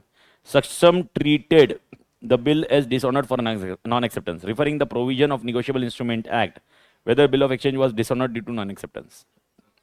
पक्का? क्यों? Okay, 48 hours नहीं हुए, क्यों नहीं हुए? एक्सक्लूडिंग पब्लिक हॉलीडे, याद रखने का। सेक्शन 63 याद है ना? 61 अगर याद नहीं है तो बिल्स ऑफ एक्सचेंज प्रेजेंट करना है एक्सेप्टेंस के लिए। 62 प्रॉमिस नोट प्रेजेंट करना है एक्सेप्टेंस के लिए, फॉर मतलब एक्सेप्टेंस मतलब after site. 63 time. 64 presentment for payment, याद रखना 64 का पॉइंट, याद है तो 63 टाइम का पॉइंट। आई होप ये लॉजिक क्लियर है सबको। तो इसका क्या आंसर है सर? मसाला क्या है? एकदम छोटा सा, सेक्शन 63। जब भी बिल दिया जाता है उसको एक्सेप्टेंस के लिए कितना देना है? इसमें सिर्फ सेक्शन याद रहना चाहिए आपको, ये 3 के 3 मार्क्स पूरे, क्योंकि उसके अंदर लिखना ही क्या है? फैक्ट ही तो लिखना है। ओके, कुछ है ही नहीं उसमें। तो उसमें सिर्फ आपको 48 आवर्स और आपको लॉजिक आना चाहिए कि भाई पब्लिक हॉलीडे माइनस होना है, तो 3 मार्क आप कैसे है। तो जो मैं आपको बता रहा था कि एक और एक स्किल सेट क्या होगा, ऐसे क्वेश्चन आइडेंटिफाई करना। तो जो 15 मिनट में क्या ढूंढना मालूम है क्या? क्वेश्चन 1 तो तुमको झक मार के लिखना है, क्वेश्चन 1 तो झक मार के लिखना है। क्वेश्चन 2 से लेकर क्वेश्चन 6 में से ओके स्टार्ट कौन से क्वेश्चन से करने का? ओके, क्वेश्चन 1 तो तुमको लिखना ही लिखना है, जिसमें इंडियन कॉन्ट्रैक्ट एक्ट होगा, पार्टनरशिप होगा, कंपनी एक्ट होगा। फिर क्वेश्चन 2 से पहला, फिर ये लिखने के बाद कौन सा क्वेश्चन लिखो, उसके लिए जो 15 मिनट में डिसाइड करोगे ना आप, वो ये डिसाइड करो कौन से इसमें रहेगा। सर ये एक कॉन्सेप्ट हो गया, ये कैसे समझ में आएगा? अरे यही समझ में आने के लिए 7-8 दिन जाएंगे। जैसे जैसे आप चैप्टर पढ़ते जाओगे, चैप्टर में अच्छा इसमें आंसर ही नहीं है, जिसमें आंसर नहीं है खाली सेक्शन काम कर रहा है, इसका मतलब उसका क्वेश्चन ही आंसर है ना। तो उसमें स्किल सेट क्या चाहिए? ओके, सेक्शन क्रैक करो, आंसर क्वेश्चन को बनाओ। ओके, खत्म हो गया। तुम्हारा लिखना कितना फास्ट होगा, तो तुम सारा टाइम बचा के उसमें कर सकते हो और दूसरी जगह टाइम यूज कर सकते हो। This is what is skill set. पर यही मैं आपको बता रहा कि 7-8 दिन जाएगा ये एक, मतलब मेरे को ये 3-4 बार ऐसा हुआ, उसके बाद आपको समझ में आएगा अच्छा ये ऐसा होगा, फिर ऐसा होगा, स्किल सेट अपने आप आएगा। फिर आपको वो बैठ के लॉजिक लगाना पड़ता। बड़ी क्लियर है बड़ी? ठीक है, ओके डालिए बड़ी। ओके ओके, अगला सेक्शन डालिए, क्वेश्चन डालिए। RTP May 24 question 23, important question मानिए। RTP May 24 क्वेश्चन 23, एग्जाम में अभी तक ये वाले कंटेक्स्ट में नहीं आया है, लेकिन लॉजिक डालिए। Jan 25 में इसका आंसर आया है पर इसका कॉन्सेप्ट नहीं आया, तो ये क्वेश्चन बहुत अच्छे से ध्यान रखना। क्या लिखा आपने question? RTP May 24 question 23, 129 page पे आइए, 129 पेज पे आइए।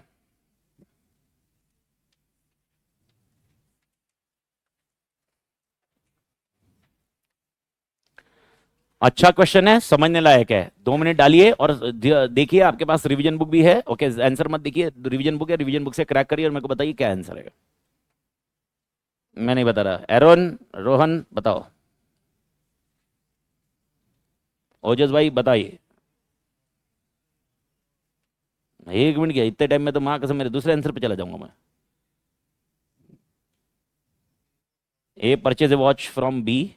He issued a promissory note to B, which is payable on demand, but no specific place for payment was mentioned on it. Demand है, बेरर इंस्ट्रूमेंट नहीं है, bearer रहता तो valid नहीं होता, डिमांड इंस्ट्रूमेंट ठीक है. On maturity B did not present the promissory note for payment, as promissory note was not duly presented for payment. Whether A would be discharged from the liability under the provisions of Negotiable Instrument Act.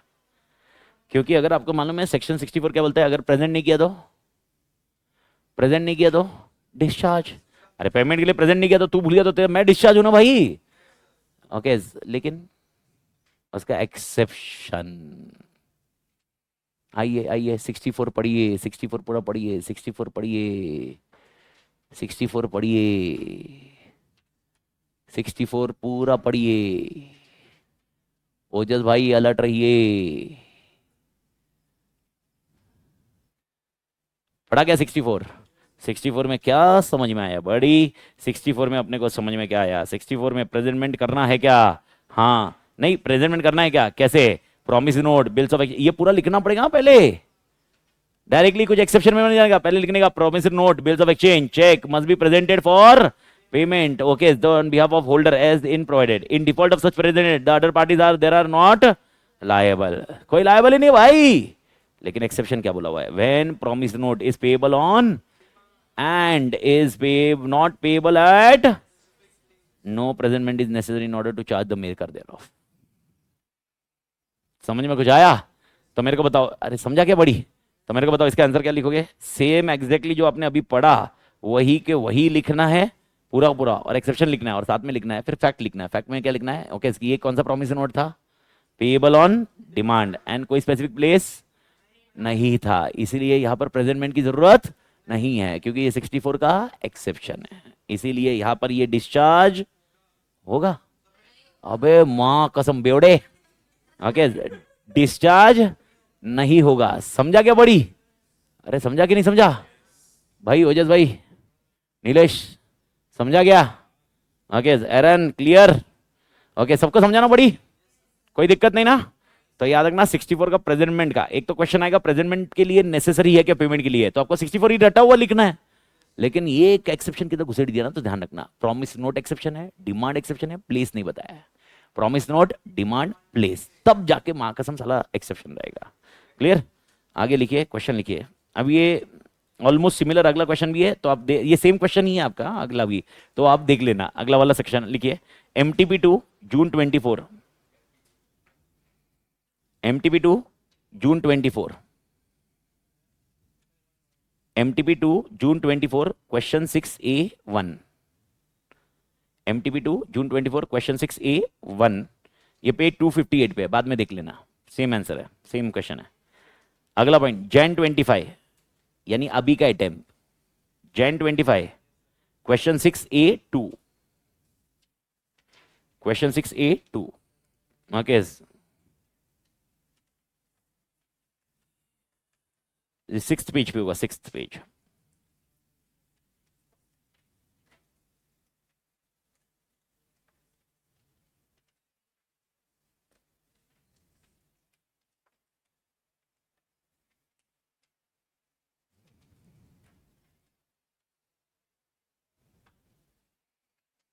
पढ़ो बड़ी, तोड़ favourite question है बड़ी, मजेदार है अगर question समझ में आए, नहीं तो क्वेश्चन करने का कोई लॉजिक नहीं था, रिवीजन अपन कर चुके थे, क्वेश्चन के बिना नहीं जेपेगा.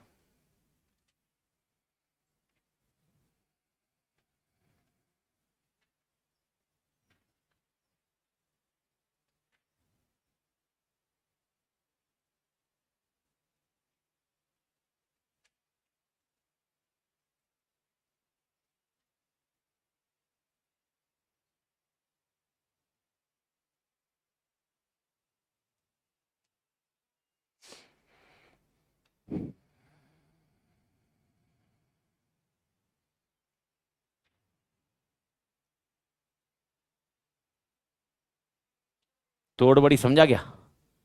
अच्छा मेरे को बताओ पहले क्वेश्चन किसका है ये समझ रहे क्या? कैसे समझेगा क्वेश्चन किसका है? लास्ट लाइन पे देखने का. Based on provision of negotiable instrument examine whether Priya's presentation of bill of exchange to Sanjay assistant is valid under law. I hope logic समझ में आ रहा है. तो क्वेश्चन पूछा जा रहा है क्या प्रिया ने जो प्रेजेंटमेंट किया है क्या वो वैलिड है क्या? तो मेरे को बताओ प्रेजेंटमेंट कौन सा सेक्शन है? 61 62, खाली 64 पे जहर खा लो सालो। 61 62 64 ये तीन सेक्शन प्रेजेंटमेंट केस में है। ओके अब मेरे को बताओ 61 62 या 64 कौन सा लगेगा? 64 क्यों लग रहा है? क्योंकि यहां पर receive the bill of exchange from a customer which is due to on payment on October 15 on October 10 okay present a bill of exchange for payment. Presentment for payment मत लगाओ हमेशा, प्रेजेंटमेंट फॉर तो acceptance भी तो हो सकता है ना। ओके आप खाली वो माइंडसेट बनाओगे तो गड़बड़ कर दोगे। तो प्रेजेंटमेंट फॉर तीन चीजें होती है, acceptance for bills of exchange, presentment for promise note after site, okay and तीसरा होगा प्रेजेंटमेंट फॉर पेमेंट। तो पेमेंट आया था 64 पहला, दूसरा आया था 61 62। क्लियर बड़ी? तो अब ये क्वेश्चन किसका है? 64 कैसे मालूम पड़ा? पेमेंट। क्लियर बड़ी? तो अब 64 के हिसाब से वैलिड है कि नहीं है, मैंने थोड़ी देर पहले जो मैंने आपको बताया था, पढ़ने बोला था। ओके याद रखना प्रेजेंट करने वाला बंदा एजेंट हो सकता है, प्रेजेंट करने वाला बंदा एजेंट हो सकता है, लेकिन जिसको प्रेजेंट करना है वो कौन होना चाहिए? मेकर, ओके ड्रॉवर और एक्सेप्टर, ये तीन ही होने चाहिए, बात खत्म। देखो टेक्निकली रियल लाइफ में आप देखोगे ना, रियल लाइफ में ऐसा नहीं होता है, रियल लाइफ में ऐसा नहीं होता। रियल लाइफ में कौन मेरे को ओनर मिलने वाला उधर? अभी अगर मैंने कोई बिल ऑफ एक्सचेंज साइन किया होगा मैं किधर मिलने वाला हूं? मैं तो पढ़ाते रहूंगा। ओके तो कौन मिलेगा? मेरा स्टाफ मिलेगा। तो यूजुअली आप किसके पास दोगे? ओके स्टाफ के पास दोगे, प्रेम के पास दोगे, प्रेम लेगा और प्रेम लेके मेरे को बताएगा। वो प्रेम भूल गया तो प्रेम की गलती ना। ओके टेक्निकली तो यही होगा, पर लॉ के हिसाब से अगर मैं लॉ को स्ट्रिक्टली अप्लाई करूं ऐसा नहीं है। तो लॉ के हिसाब से क्या है? ये आंसर सही है गलत है? मतलब क्या ये प्रेजेंटमेंट सही है गलत है? गलत है। किसके हिसाब से?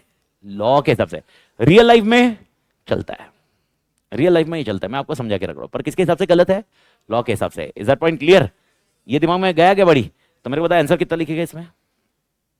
ये 64 का कौन सा आंसर लिखा? ये एक्सेप्शन भी लिखेगा क्या? जरूरत नहीं है, सिर्फ ये पहला पार्ट ओके ये और ये दो पार्ट, ये इतना लिखने का। ये मैं आपको वापस बता रहा हूँ, प्रेजेंटमेंट के आप जितना ये वाले पोर्शन में से एक क्वेश्चन आप पकड़ के चलिए बहुत अच्छे से, इज्जत से 4 मार्क, 3 से 4 मार्क तुम्हारा एक बोनस है भाई। और मैं आपको बताऊँ ये क्वेश्चन है दूसरे जन सॉल्व नहीं कर पाएंगे इजीली। जब मैं बोल रहा हूँ दूसरे जन का कॉन्टेक्स्ट मतलब जो दूसरा, बिकॉज ये ऐसा होता है कि ये जनरलाइज मतलब अपन को डिफ्रेंशिएट करना नहीं आया ना तो फिर मतलब ही नहीं है कुछ, डिफ्रेंशिएट करना सीखो बस, उतना उतना स्किल सेट में बढ़ा रहा हूँ। तो इस पर काम करिए मालिक। I hope done buddy. Can we close on this now? तो प्रेजेंटमेंट के ये दो क्वेश्चन तो कोई भी हालत बाद में एग्जाम में पढ़ते वक्त देखना। कौन सा वाला क्वेश्चन? एक था मैंने 27 वाला क्वेश्चन और एक है 29 वाला क्वेश्चन। 27 मतलब वो कौन सा वाला? आरटीपी मे 24 वाला क्वेश्चन 23 मिला ना बड़ी? ये तो देखना, और ये अभी वाला जैन 25 वाला, ये दो क्वेश्चन देखना ही देखना प्रेजेंटमेंट का, भूलना मत। आगे जा रहा है ओके ये तो डायरेक्ट क्वेश्चन है, ये चोमू क्वेश्चन है, लिख के रख लो। पर मे 24 क्वेश्चन 4B, मे 24 क्वेश्चन 4B, मे 24 क्वेश्चन 4B, पेज नंबर 51 पे आ जाओ।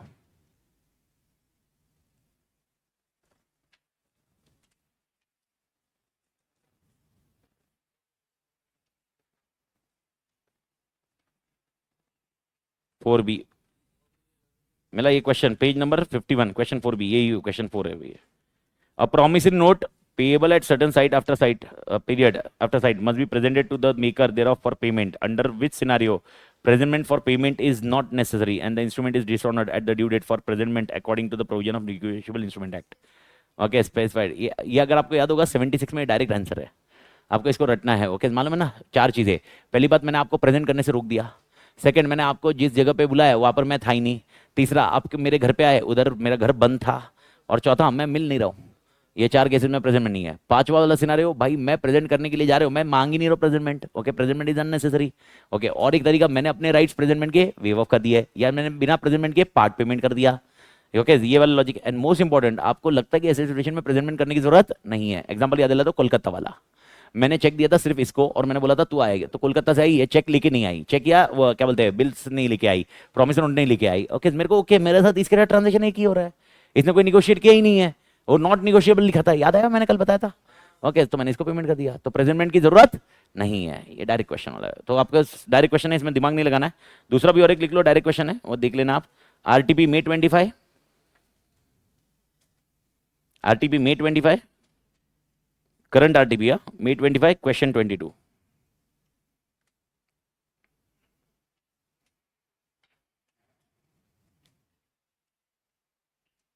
डन बड़ी। ओके, और एक देखिए, मे MTP1 Jan 25, MTP1 Jan 25, question 4B, MTP1 Jan 25, question 4B, 150 और पेज पे रहना चाहिए, 148, 148 पेज पे। सेम ही क्वेश्चन, सेम ही क्वेश्चन था, मैंने वो लिखना रह गया मेरे इसमें, ये भी सेम है, तीनों के तीनों सेम है, हाँ, वही सेम है, मिला क्या? सेम ही है वो, उसमें same, all three sames. And the last के सेक्शन 117, अगर आपको याद होगा सेक्शन 117 में मैं क्या क्या चार्जेस लगा सकता हूँ? पहले 18% इंटरेस्ट, दूसरा protest noting and other things. What is meaning of protest noting and other things? Okay, अगर मुझे कोई लीगल चार्जेस लगे होंगे, लॉयर के चार्जेस, एडवोकेट के चार्जेस होंगे, वो लगेंगे। तीसरा ट्रैवल का चार्जेस, ओके, प्रेजेंट करने के लिए। और चौथा, अगर एंडोर्सी है, एंडोर्सी के लिए चार्जेस लगेंगे तो एंडोर्सी के भी चार्जेस इसमें इंक्लूड किए जाएंगे। चार चार्जेस याद है ना बड़ी? तो इसका एक केस स्टडी आपको मिल जाएगा, एक केस स्टडी वाला अच्छा है, एक डायरेक्ट क्वेश्चन है, एक केस स्टडी है, और एक दो डायरेक्ट है, एक केस स्टडी है। तो डायरेक्ट वाला वो आप देख लेना, मैं केस स्टडी वाला देख रहा हूँ। ओके, तो डायरेक्ट वाला Jan 25 लिख लो, Jan 25 question 4B current item में आ चुका है, तो वापस रिपीट होने के चांसेस कम रहेंगे, लेकिन फिर भी गो थ्रू कर लेने का। Jan 25 question 4B, Jan 25 question 4B, Jan 25 question 4B। उसके बाद है MTP3, MTP3 MTP3 June 24 question 4B, same.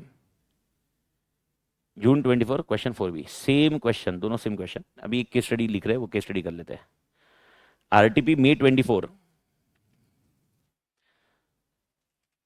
RTP May 24 question 22,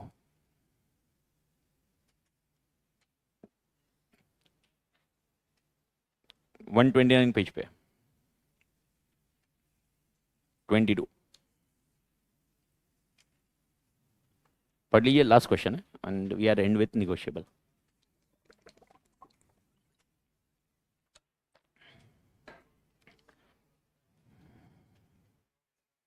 Sachin bought 1000 kgs of rice, मिला? Sachin bought 1000 kgs of rice from Saurabh for 1,50,000 on 3 months credit. For this purpose, Sachin issued a promissory note to Saurabh on the same date payable after 3 months. On the date of maturity, the promissory note was dishonored. Okay. Saurabh filed a suit for the recovery of the amount plus fee of adequate paid by him for defending the suit. Referring to the provision, okay, what amount could be recovered by Saurabh from Sachin? Okay, section कौन सा? 117, compensation. तो क्या क्या recover कर सकता है? पहला, okay, क्या वो amount on negotiable instrument recover कर सकता है? यस, तो अमाउंट फॉर रिकवरी ये हो सकता है, प्लस एडवोकेट फीस भी हो सकती है, और साथ में इंटरेस्ट। इसमें चार्जेस फ्रॉम प्लेस का लिखने की जरूरत नहीं, क्योंकि प्लेस सिमिलर ही है। प्लेस के ऊपर उन लोगों ने कुछ बताया नहीं है, तो प्लेस के बारे में मत बताइए। तो कितने चार्जेस रिकवर कर सकता है? 3। तो इसका आंसर पैसे के पहले कैसे लिखोगे? सेक्शन 177, ओके, वो 4 पॉइंट लिखोगे, मालूम है ना? और 5वां पॉइंट लिखना है कि नहीं लिखना है ये तुम्हारी चॉइस है। 5वां पॉइंट नहीं लिखा तो भी चलेगा। सर 5वां पॉइंट कौन सा था? अगर आपको याद है तो मैं ये अमाउंट के लिए बिल ऑफ एक्सचेंज बना सकता हूं। ये अमाउंट के लिए क्या नया बिल ऑफ एक्सचेंज बनाऊंगा, और वो उसको बाउंड होगा एक्सेप्ट करने के लिए। Okay, G will bound. Okay, यानी जो अमाउंट मैं इंक्लूड कर रहा हूं 10,000 था, 1,000 एडवोकेट फीस था, 600 रुपया इंटरेस्ट लगा, और कुछ और लगा होगा, 12,000 है, 12,000 का बिल बनाऊंगा, एक्सेप्ट करा भी क्या भी, और वो झक मार के एक्सेप्ट करेगा, और वो डिसऑनर होगा तो भी वापस मैं डिसऑनर के सेक्शन लगाऊंगा फिर। ओके, ये रहेगा, ये रहने वाला है वापस। This is what happen. तो 5वां पॉइंट लिखने की जरूरत नहीं है, क्योंकि वो कंटेक्स्ट नहीं है। तो बस 4 पॉइंट आप लिखोगे, उसके बाद आप दे दोगे इसके अंदर। ओके, यहाँ पर ट्रांसपोर्टेशन फीस वगैरह जरूरत नहीं है, लेकिन noting charges. Okay, noting charges मतलब क्या? Lawyer fees. एंड दूसरा सिनारियो जो अमाउंट है, एंड तीसरा क्या है? इंटरेस्ट। ये 3 चीजें रिकवर कर सकता है। भारत माता की जेपिंग बड़ी। तो मैंने मतलब टेक्निकली आई होप अभी क्वेश्चन भी आपने देख लिया है। ओके, चैप्टर भी हो गया, स्ट्रक्चर भी हो गया, तो अभी आपको समझ में आ गया कि कैसे परमुटेशन कॉम्बिनेशन हैंडल करना है। तो this is what your structure with negotiable instrument. ये सारे क्वेश्चन आपके निगोशिएबल इंस्ट्रूमेंट के जितने जितने डेटाबेस है, and this is more than enough. अभी इसमें कुछ भी आया तो अभी आपको समझ में आना चाहिए कि कुछ चीजें कैसे कवर करनी है, कैसे देखना है, क्वेश्चन को कैसे देखना है, कौन सा कीवर्ड ढूंढना है। कीवर्ड अगर ढूंढने में आप असमर्थ रहे, कॉन्सेप्ट में असमर्थ हो, ओके, लेकिन कीवर्ड ढूंढने में असमर्थ रहे क्वेश्चन में, तो भी गड़बड़ कर दोगे। जैसे एग्जांपल मैं वापस बता रहा हूँ, क्या क्या गड़बड़ हो सकती है सर? 64, 46, 47, 48, 64 लिखना है मेरे को, या 75 लिखना है, ये पॉइंट में मेरे को ध्यान रखना पड़ेगा। 64 प्रेजेंटमेंट के लिए आपको क्या रखना है? 61, 62, 64, ये तीनों लिखने पड़ेंगे आपको। ओके, तो भारत माता की जय। झिपिंग बड़ी। ठीक है। ओके, तो let's start with your next act, जहां पर अपन सोगा को डिस्कशन चालू कर रहे हैं, सोगा की कहानी चालू कर रहे हैं बड़ी। ठीक है। बाय बड़ी, बाय। हाँ, 3:45 से 4 के बीच में। हाँ बट तो रिवीजन ही है, तेरा पॉइंट हो जाएगा और क्या है।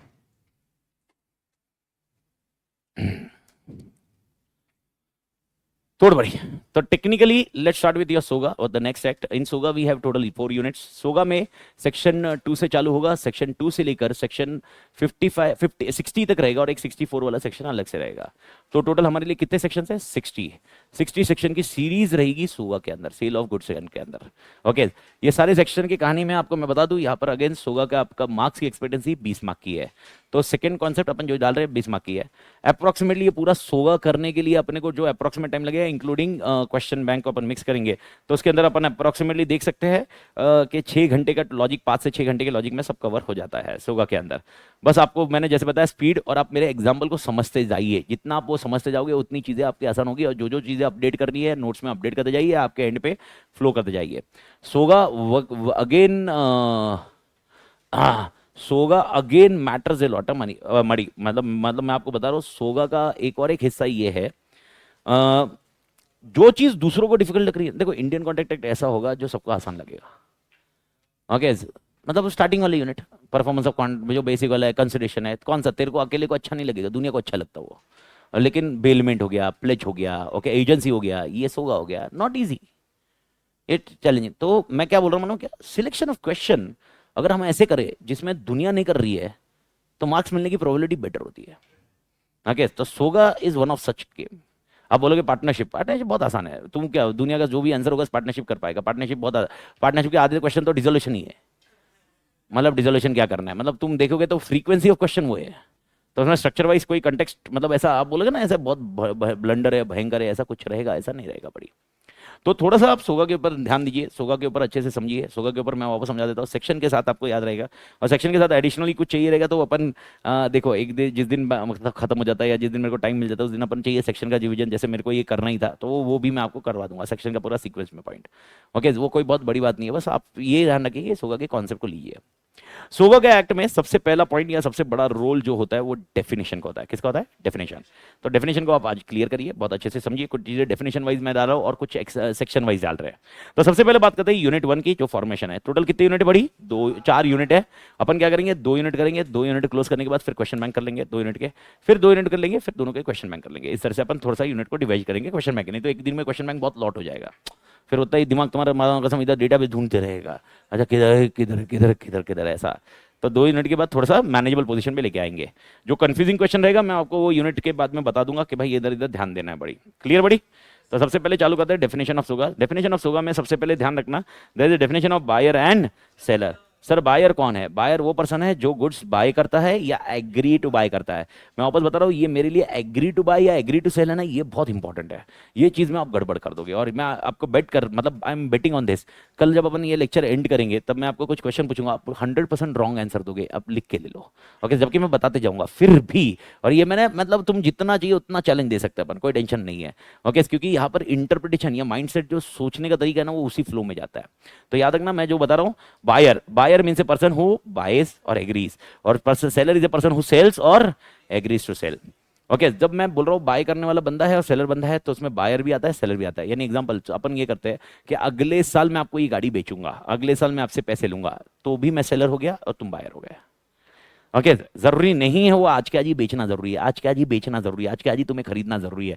आज हम एग्रीमेंट करेंगे, अगले साल बेचेंगे, डजंट मैटर, क्या दिक्कत है? कोई दिक्कत नहीं है। देयर में भी ये सिनेरियो, 2-3 चीजें हैं, there can be future goods, there can be a contingent goods, it may happen.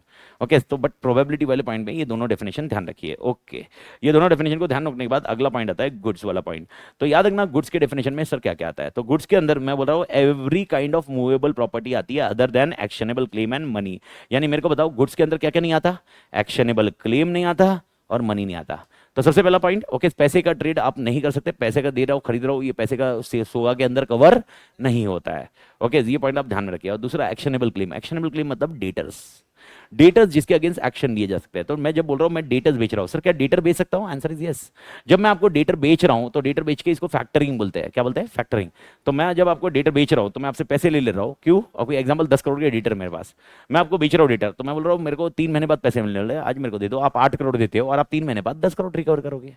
तो आपके लिए 2-3 महीने का जो पैसा है वो होता है। ये जो करना है ये सेल्स ऑफ गुड्स एक्ट नहीं है। ओके, ये सेल्स ऑफ गुड्स के अंदर नहीं आएगा, क्योंकि उसके अंदर गुड्स के अंदर से एक्सक्लूड किया हुआ है। गुड्स के अंदर से क्या किया हुआ है? एक्सक्लूड। ये पॉइंट आपको ध्यान रखना होगा। तो यार दो चीज नहीं आएगी। उसके अलावा याद रखना और एक चीज है, यहां पर ये एक्ट खाली एप्लीकेबल किसको है? मूवेबल प्रॉपर्टी, यानी किसको एप्लीकेबल नहीं है? इमूवेबल। तो मेरा क्वेश्चन है, ओके, जो क्रॉप्स वगैरह जो होते हैं जो धरती के साथ अटैच होते हैं, क्या ये गुड्स माने जाएंगे? यस। ओके, क्योंकि ये मूवेबल अभी इमूवेबल है, अटैच टू अर्थ है, लेकिन क्या वो अर्थ से काटे जा सकते हैं? तो अर्थ से काटे जाते हैं, तो उसको हम क्या बोलते हैं? Movable property. तो मूवेबल और इमूवेबल में आपको ध्यान रखना होगा, immovable is not covered by SOGA, movable is covered by SOGA. तो टेक्निकली क्रॉप्स, ओके, झाड़ वगैरह अगर मैं बेचता हूं तो भी सोगा के अंदर कवर होगा। टिम्बर मालूम है, लकड़ी बेचना, लकड़ी बेचना भी किसका हिस्सा है? सोगा का, सोगा के अंदर आ जाएगा बड़ी। तो पहला पॉइंट आप ध्यान रखना, गुड्स के अंदर वाला पॉइंट। अच्छा, उसके आई होप एक्शनेबल क्लेम भी क्लियर है। ओके, जो इसके लिए पॉइंट है, तो actionable claim is not a part of goods. तो सोगा के लिए आपको ध्यान रखना होगा ये कॉन्सेप्ट। अगला पॉइंट आता है क्लासिफिकेशन ऑफ गुड्स। अब यहां से मेरे लिए थोड़ा सा एक पॉइंट आता है वेरी इंपॉर्टेंट, ये आता है सेक्शन 6 तुम्हारा। सेक्शन 6 की कहानी है तुम्हारी, दैट इज कॉल्ड गुड्स। तो क्वेश्चन है सर कितने प्रकार के गुड्स है? तो 3 प्रकार के गुड्स ध्यान रखना। पहला है एग्जिस्टिंग गुड्स, दूसरा है फ्यूचर गुड्स, तीसरा है कंटीजेंट गुड्स। एकदम आराम से, एक है एग्जिस्टिंग गुड्स, दूसरा है फ्यूचर गुड्स, तीसरा है कंटीजेंट गुड्स। पहला सर एग्जिस्टिंग गुड्स, जब मेरा कॉन्ट्रैक्ट हुआ है, सुन ले एकदम इज्जत से, जब मेरा कॉन्ट्रैक्ट हुआ है तेरे साथ, तू बायर है मैं सेलर हूं, मेरा और तेरा कॉन्ट्रैक्ट हुआ है, गुड्स एग्जिस्टेंस में है, उसको बोलते हैं एग्जिस्टिंग गुड्स, उसको बोलते हैं एग्जिस्टिंग गुड्स। और वो सेलर के कहीं ना कहीं पोजेशन में या ओनरशिप में कहीं ना कहीं सेलर के पास है, उसको हम कौन से गुड्स बोलते हैं? Existence goods. तो सर फिर फ्यूचर गुड्स क्या होते हैं? जब तेरा और मेरा कॉन्ट्रैक्ट हुआ है तब वो गुड्स एग्जिस्टेंस में नहीं है, तब तेरा मेरा कॉन्ट्रैक्ट हुआ है तो एग्जिस्टेंस में नहीं है, उसको कौन सा बोलते हैं? Future goods. तो सर फिर कंटीजेंट गुड्स क्या होते हैं? जब तेरा और मेरा कॉन्ट्रैक्ट हुआ है, ओके, तब वो गुड्स है, तब वो गुड्स है पर सेलर के पास नहीं है, तब वो गुड्स है पर सेलर के पास नहीं है। टेक्निकली तीनों पॉइंट। हाँ, ट्रांजिट नहीं है, ट्रांजिट भी हो सकता है या मेरे ओनरशिप में नहीं हो सकता है, कैन बी। मैं एग्जांपल देता हूं, तीनों का एग्जांपल देता हूं, एकदम तीनों के वन में। आप देखो लॉजिक लगाओ, पहले एक बार क्लोज करो वो लॉजिक। तो मेरा पॉइंट है फ्यूचर गुड्स और कंटीजेंट गुड्स में डिफरेंस क्या है? तो कंटीजेंट गुड्स और फ्यूचर गुड्स में जब कॉन्ट्रैक्ट हुआ है तब गुड्स प्रेजेंट ही नहीं थे, future goods.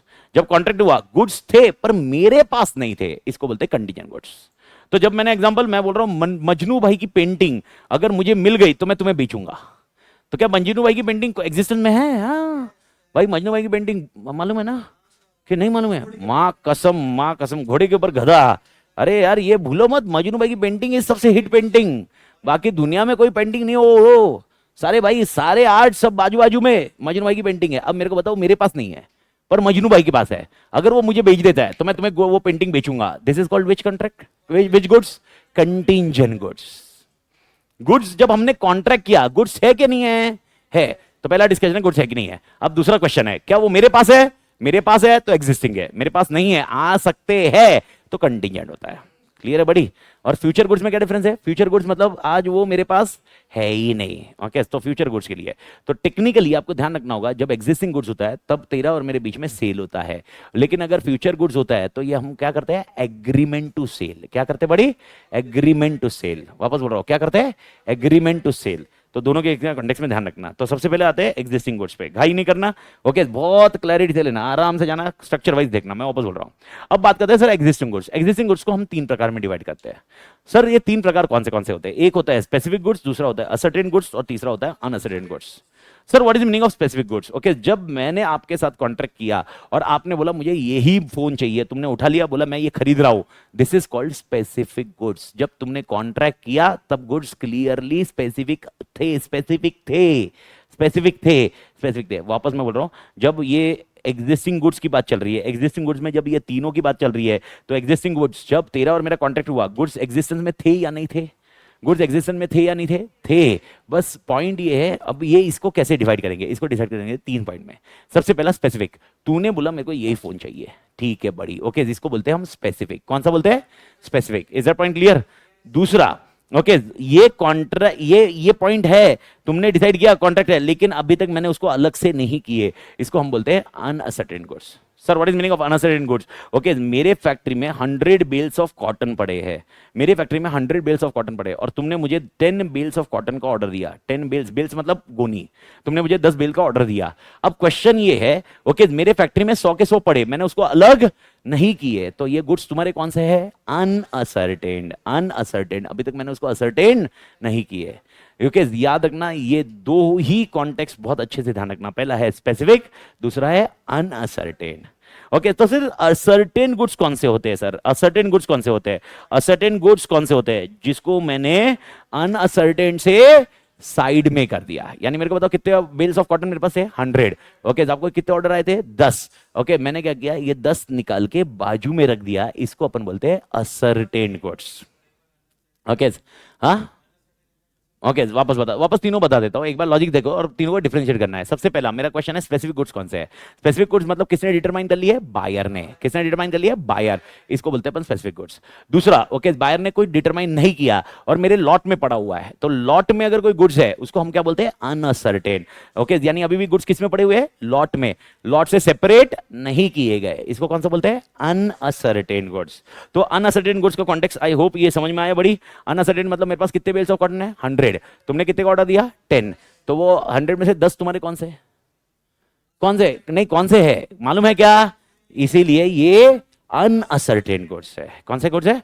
Uncertain, uncertain goods है ये। ओके, अब जैसे ही मैंने उस 100 के लॉट से मैंने 10 अलग निकाल के रख दिए, इसको हमने क्या बोला? असर्टेन।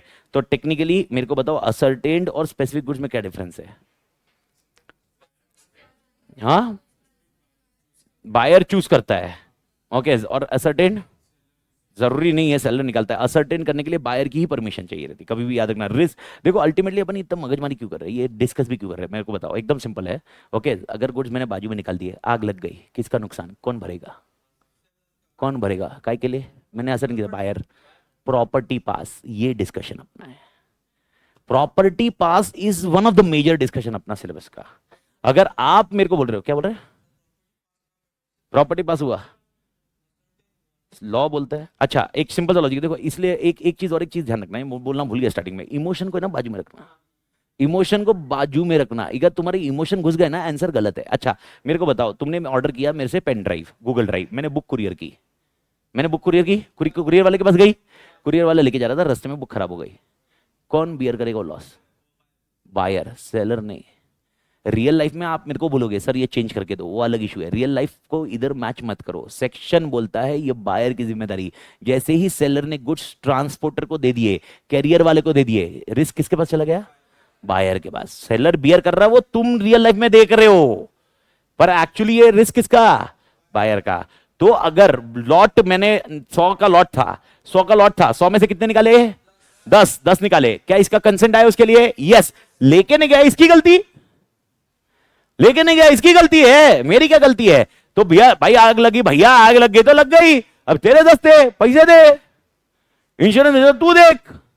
ये कंटेक्स्ट है भाई साहब। अच्छा दूसरा और एक है, सेल्स ऑन अप्रूवल, सुना है? सेल्स ऑन अप्रूवल मतलब गुड्स लेके गए, तुम्हें पसंद आया तो फिर उसके पैसे दोगे। तुम मेरे से ये टीवी लेके गए, मैं टीवी मैन्युफैक्चरर हूं, टीवी लेके गए, तुम बोले मैं 15 दिन में बताता, ठीक है 15 दिन में बताता, तुम अपने घर पे लेके गए, टीवी लगा दिया, देख रहे हो, चेक करो, 15 दिन में खुश हुए तो ठीक है। 15 दिन हुए मतलब तीसरे चौथे दिन हुआ, तुमने कुछ भी इन्फॉर्म नहीं किया, कुछ भी नहीं किया, और तीसरे चौथे दिन भूकंप आ गया, भूकंप में वो टीवी गया। ओके, टीवी खराब, टूट गया, तुमने निकाला, रस्सी से पकड़ के निकाला, पर टीवी चल नहीं रहा है, सब हुआ नुकसान, पूरा डैमेज हुआ है, कौन बियर करेगा? बायर या सेलर? सेलर।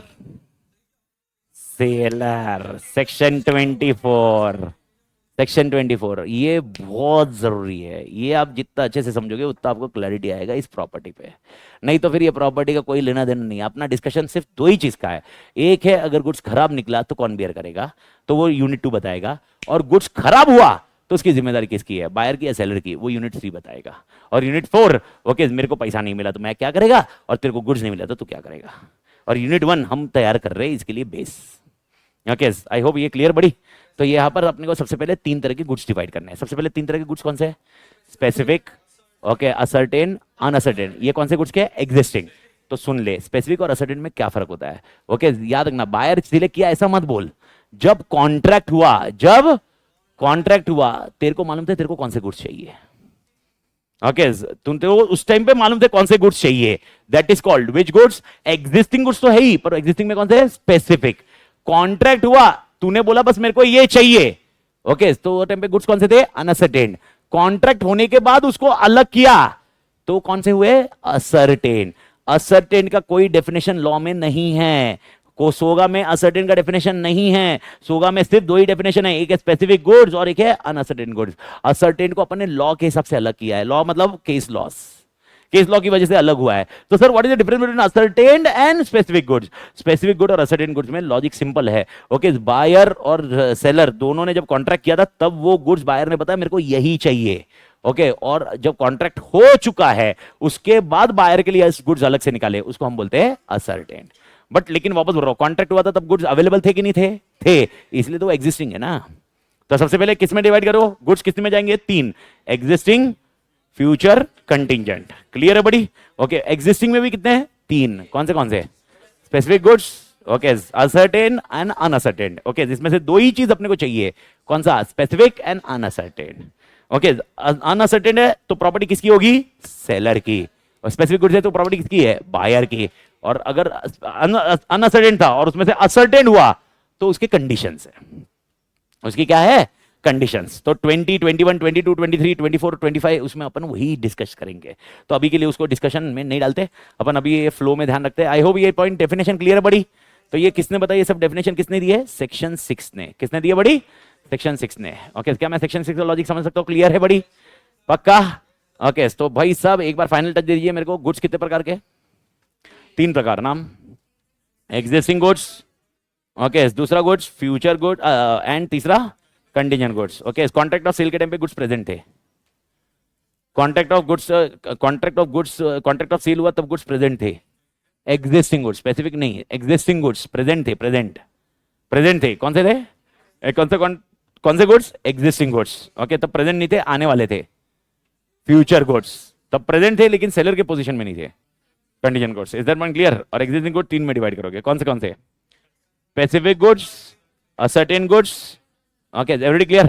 तो जब कॉन्ट्रैक्ट ऑफ सेल हुआ तब गुड्स ऑलरेडी एग्रीड थे कि यही गुड्स चाहिए, स्पेसिफिक। जब कॉन्ट्रैक्ट हुआ तब तक मालूम नहीं था कौन से गुड्स चाहिए, अनअसर्टेन। और कॉन्ट्रैक्ट होने के बाद आपने उसको अलग किया, असर्टेन। तो आप मेरे पास आए, मेरे गोनी में 100 किलो शुगर पड़ी हुई है, आपने बोला मुझे 5 किलो शुगर चाहिए, तो कौन से गुड्स थे, अनअसर्टेन। फिर मैंने वो गोनी में से निकाली और 10 किलो अलग से बनाई, थैली बनाई, असर्टेन। समझ में आया। ओके तो जब तक नहीं, तो आप देखो अगर इसको स्पेसिफिक कर दिया ना आपने, ओके अब इमेजिन करो आप मेरे को बोले मेरे को चाहिए, ओके डन, पैसे दिए नहीं दिए, गया तेल ने, उसी टाइम पे ब्लास्ट हो गया, शुगर गया, पैसे निकाल चल। ओके स्पेसिफिक गुड्स का दिक्कत यही है। अगर आप शॉप में गए, मैं वापस बोल रहा हूँ, तुम्हारा घंटा तुम्हारा इमोशन मेरे को लेना देना नहीं, इधर इधर लॉ क्या बोल रहा है उसके ऊपर ध्यान रखना। शॉप में गए, तुम्हें पसंद आया, तुमने बोला मैं टीवी खरीद रहा हूँ, मैंने अलग निकाला, तुमने पैसे दिए, पैसे स्वाइप किए, टीवी लिखा, टीवी ब्लास्ट हो गया, तेरा, मेरा नहीं। तू बोलेगा सर आपकी दुकान में हुआ, मेरा क्या लेना देना, गया ना goods, specific goods, property pass to the owner, buyer के पास चली गई प्रॉपर्टी। समझ में आया, लॉ ऐसा बोलता है, लॉ ऐसा बोलता है। तो ये सब कॉन्ट्रैक्ट ऑफ सेल कब होता है, कैसे होता है, उसके ऊपर की चर्चा का डिस्कशन है बड़ी। I hope this point is clear. तो ये गुड्स अपने को वापस चर्चा में आएंगे, तो ये गुड्स के ऊपर अपन चर्चा थोड़ी देर के बाद करेंगे। ओके थोड़ी देर बाद मतलब कल ही करने वाले इसके ऊपर ज्यादा चर्चा। ओके तो अभी के लिए गुड्स के कॉन्सेप्ट क्लोज करूं बड़ी, ठीक है। अगला पॉइंट डिलीवरी। सर कितने तरह की डिलीवरी होती है, तीन। पहला होती है एक्चुअल, दूसरी होती है कंस्ट्रक्टिव और तीसरा है सिंबॉलिक। ये तीनों अलग अलग कॉन्टेक्स्ट है, प्लीज सुन लीजिए। और डिलीवरी क्यों मैटर कर रही है, वापस यूनिट 3 के लिए मेरे को पोजीशन ऑफ गुड्स गया, साथ में प्रॉपर्टी ट्रांसफर हुई कि नहीं हुई, डिलीवरी से समझेगा। पहला पॉइंट एक्चुअल डिलीवरी। ओके तो ये रिमोट, ये फोन लेके चली गई, this is called actual delivery, ले रही है ये वहां कैसा। ओके एक्चुअल डिलीवरी, ये कौन सी डिलीवरी बड़ी, एक्चुअल। दूसरा डिलीवरी कंस्ट्रक्टिव। कंस्ट्रक्टिव डिलीवरी मतलब क्या होता है, कंस्ट्रक्टिव डिलीवरी होता है मेरे गुड्स है ना गोडाउन में पड़े हुए हैं, वो गोडाउन में गुड्स सारे तुम्हारे, तुमको बेच दिया मैंने एक साथ में। मैंने गोडाउन वाले को फोन कर दिया, मैं बोला भाई उसके गुड्स है अभी तुम्हारे, और तुमने उनसे बात कर ली।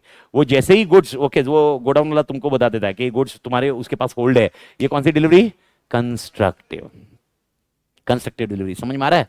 तो कंस्ट्रक्टिव डिलीवरी में भी पोजीशन देख, दोनों में फर्क देख और सिंबॉलिक में फर्क देख, तीनों को ध्यान रखना। एक्चुअल में position, physical position of goods change हो रहे हैं, physical position of goods change हो रहा है। ओके कंस्ट्रक्टिव में physical position of goods change नहीं हो रहा है, फिजिकल पोजीशन उसी पर्सन के पास है, बस वो पर्सन अभी होल्ड कर रहा है किसी और के बिहाफ पे। पहले वो किसके बिहाफ पे होल्ड कर रहा था? मेरे बिहाफ पे। अब किसके होल्ड पे बिहाफ कर रहा है? तुम्हारे बिहाफ पे। तो पहले वो मेरे लिए वो मेरा बेली था।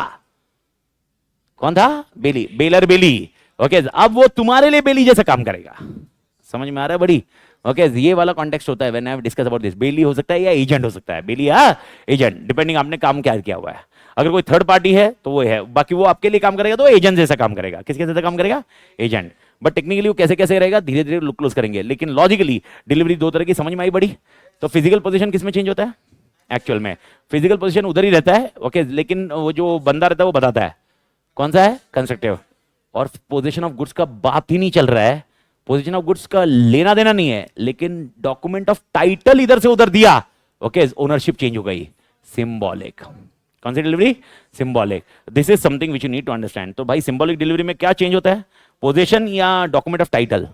Document of title. Now the question comes is what is document of title of goods? Document of title of goods सारे डॉक्यूमेंट जिसकी वजह से मालूम पड़ता है ये गुड्स तुम्हारे हैं। मेरे को बताओ, ये मेरा फोन है, कैसे प्रूव करूं? Invoice, document of title. Okay, TV आपके घर पे आया, ये टीवी आपका है, कैसे प्रूव करोगे? रिसीट। इसको परचेज इनवॉइस बोलते हैं ना।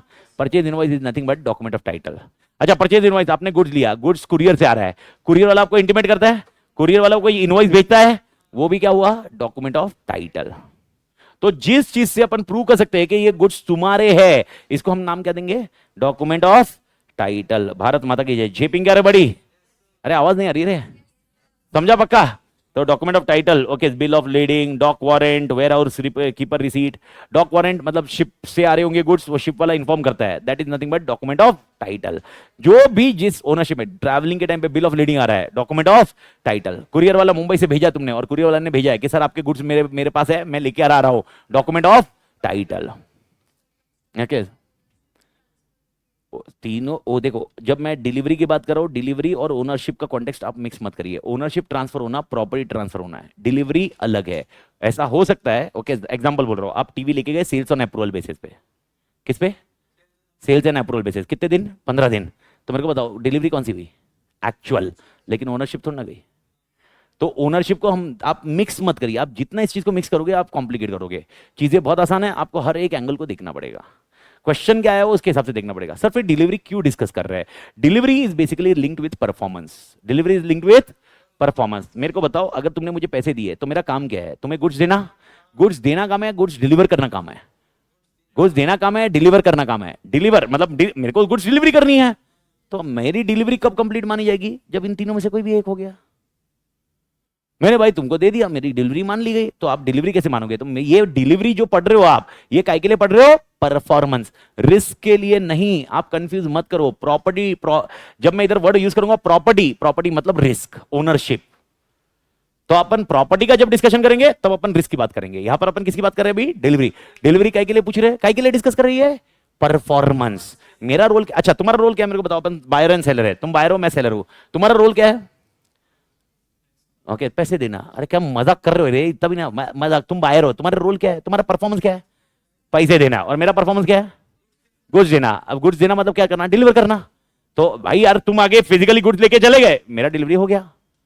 दूसरा तरीका, मैंने गुड्स किसके पास दे दिया? कैरियर वाले के पास, शिपिंग वाले के पास, शिपिंग का बिल ऑफ लीडिंग आ गया, मेरी तरफ से डिलीवरी हो गई ना भाई, मेरा परफॉर्मेंस हो गया ना। तुम ब्रीच नहीं मानोगे मेरे को, नहीं तो साला कोर्ट में जाओगे, बोलोगे ब्रीच किया अमित ने, मेरे पैसे ले लिए, ब्रीच किया।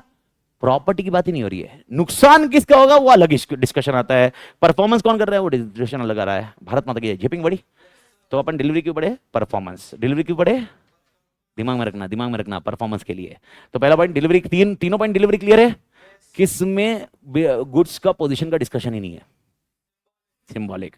पर लाइफ में याद रखना कैसे होता है, एक चीज बता देता हूं, लॉजिक दिमाग में रखा। सबसे पहले ओके, पेपर किधर है? पेपर इधर है। ओके, इसके अंदर मैंने लिखा, ओके मैंने गुड्स भेज दिए, गुड्स भी है, ओके आपको दे दिया। आपका नाम यश, यश को गुड्स दिया, इजी है यश, यश को। सॉरी बड़ी, मतलब मैं तेरा नाम बहुत बेहतरीन है बड़ी, तेरा नाम बहुत बढ़िया है, लेकिन समझ रहा है ना, मतलब वो लिखने के लिए थोड़ा टाइम लग रहा है मेरे को। मैं सोच रहा हूँ भविष्य में तेरा मतलब तेरी वाली मतलब वो क्या होगा उसको मैं सोच रहा हूँ। इतना कंफ्यूजन होगा, पॉसिबिलिटी है। मजाक किया भाई। ओके यश, यश सुन लो। ओके तूने क्या खरीदा? टीवी। ये टीवी यश का। ओके, पैसे दिए इसने, ड्रावर में रखे, यश के नाम से इनवॉइस बनाया, इनवॉइस इसको दिया, सिंबॉलिक डिलीवरी। सिंबॉलिक डिलीवरी के लिए खुश होएगा क्या ये? नहीं, यानी symbolic delivery is first delivery. फिर कौन सी डिलीवरी होगी? Actual delivery. समझ में आया बड़ी? ओके, और अगर बाई चांस ये गोडाउन में, और ये बोला मैं गोडाउन से उठा लूंगा, किसने बोला गोडाउन से उठा लूंगा? ये मतलब मेरा काम कब खत्म हो जाएगा? जब गोडाउन वाला, और ये इसका लेना देना, अभी मैं बोल लूंगा गोडाउन वाले को एक काम कर, ये गुड्स यश का, ये टीवी यश का, अलग से रख दे। यश बोला ठीक है मैं उठा लूंगा। क्या कौन सी डिलीवरी हो गई? Constructive.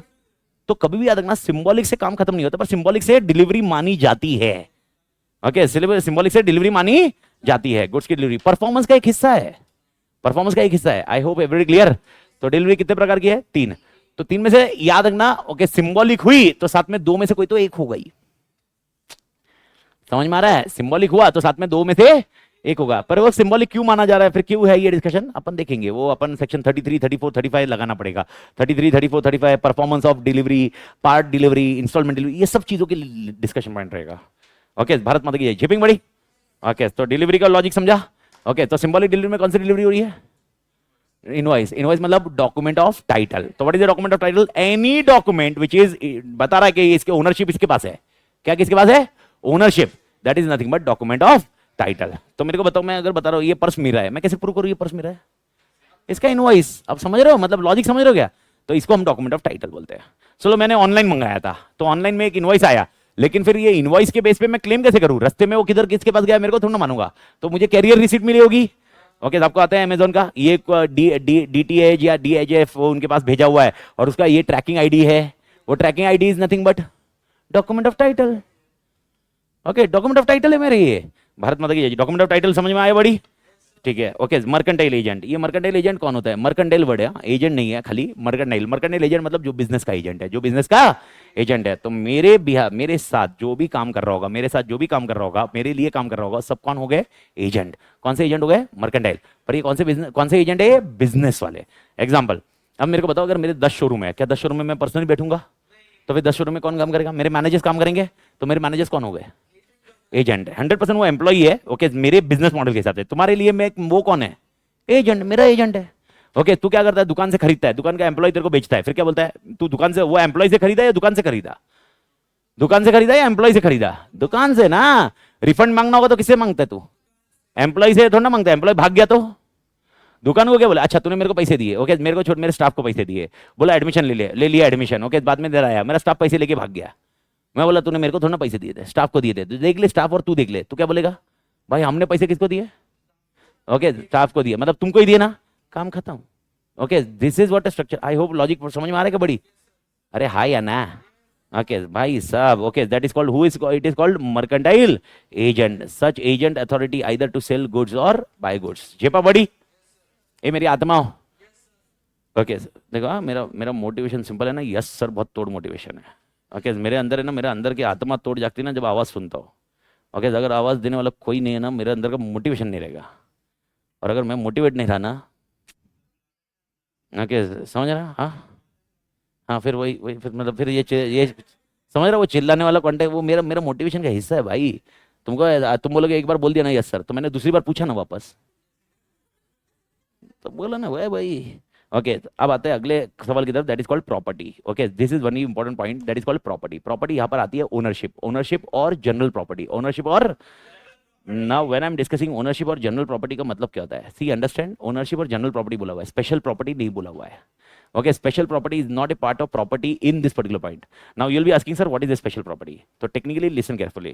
I am having a car. Okay, मैंने क्या किया? कार को मैंने गिरवी रख दिया। किसके पास रख दिया? बैंक के पास। और मैंने बैंक से लोन ले लिया। ओके, अब लोन ले लिया, तो मेरा क्वेश्चन है, कार बैंक कब बेच पाएगी? कार बैंक कब बेच पाएगी? बैंक को अगर कार बेचना हो तो कब बेचना होगा? जब लोन नहीं चुकाया तो ही ना। लोन चुकाया तो बेचेगी क्या? लोन नहीं चुकाया तो क्या बैंक बेच सकती है क्या? ओके, यस ना? Okay, special property, this is not called general property, ये स्पेशल प्रॉपर्टी है, स्पेशल अधिकार। स्पेशल अधिकार कब आते हैं? कंडीशन पे। ओके, वो सोगा का हिस्सा नहीं है।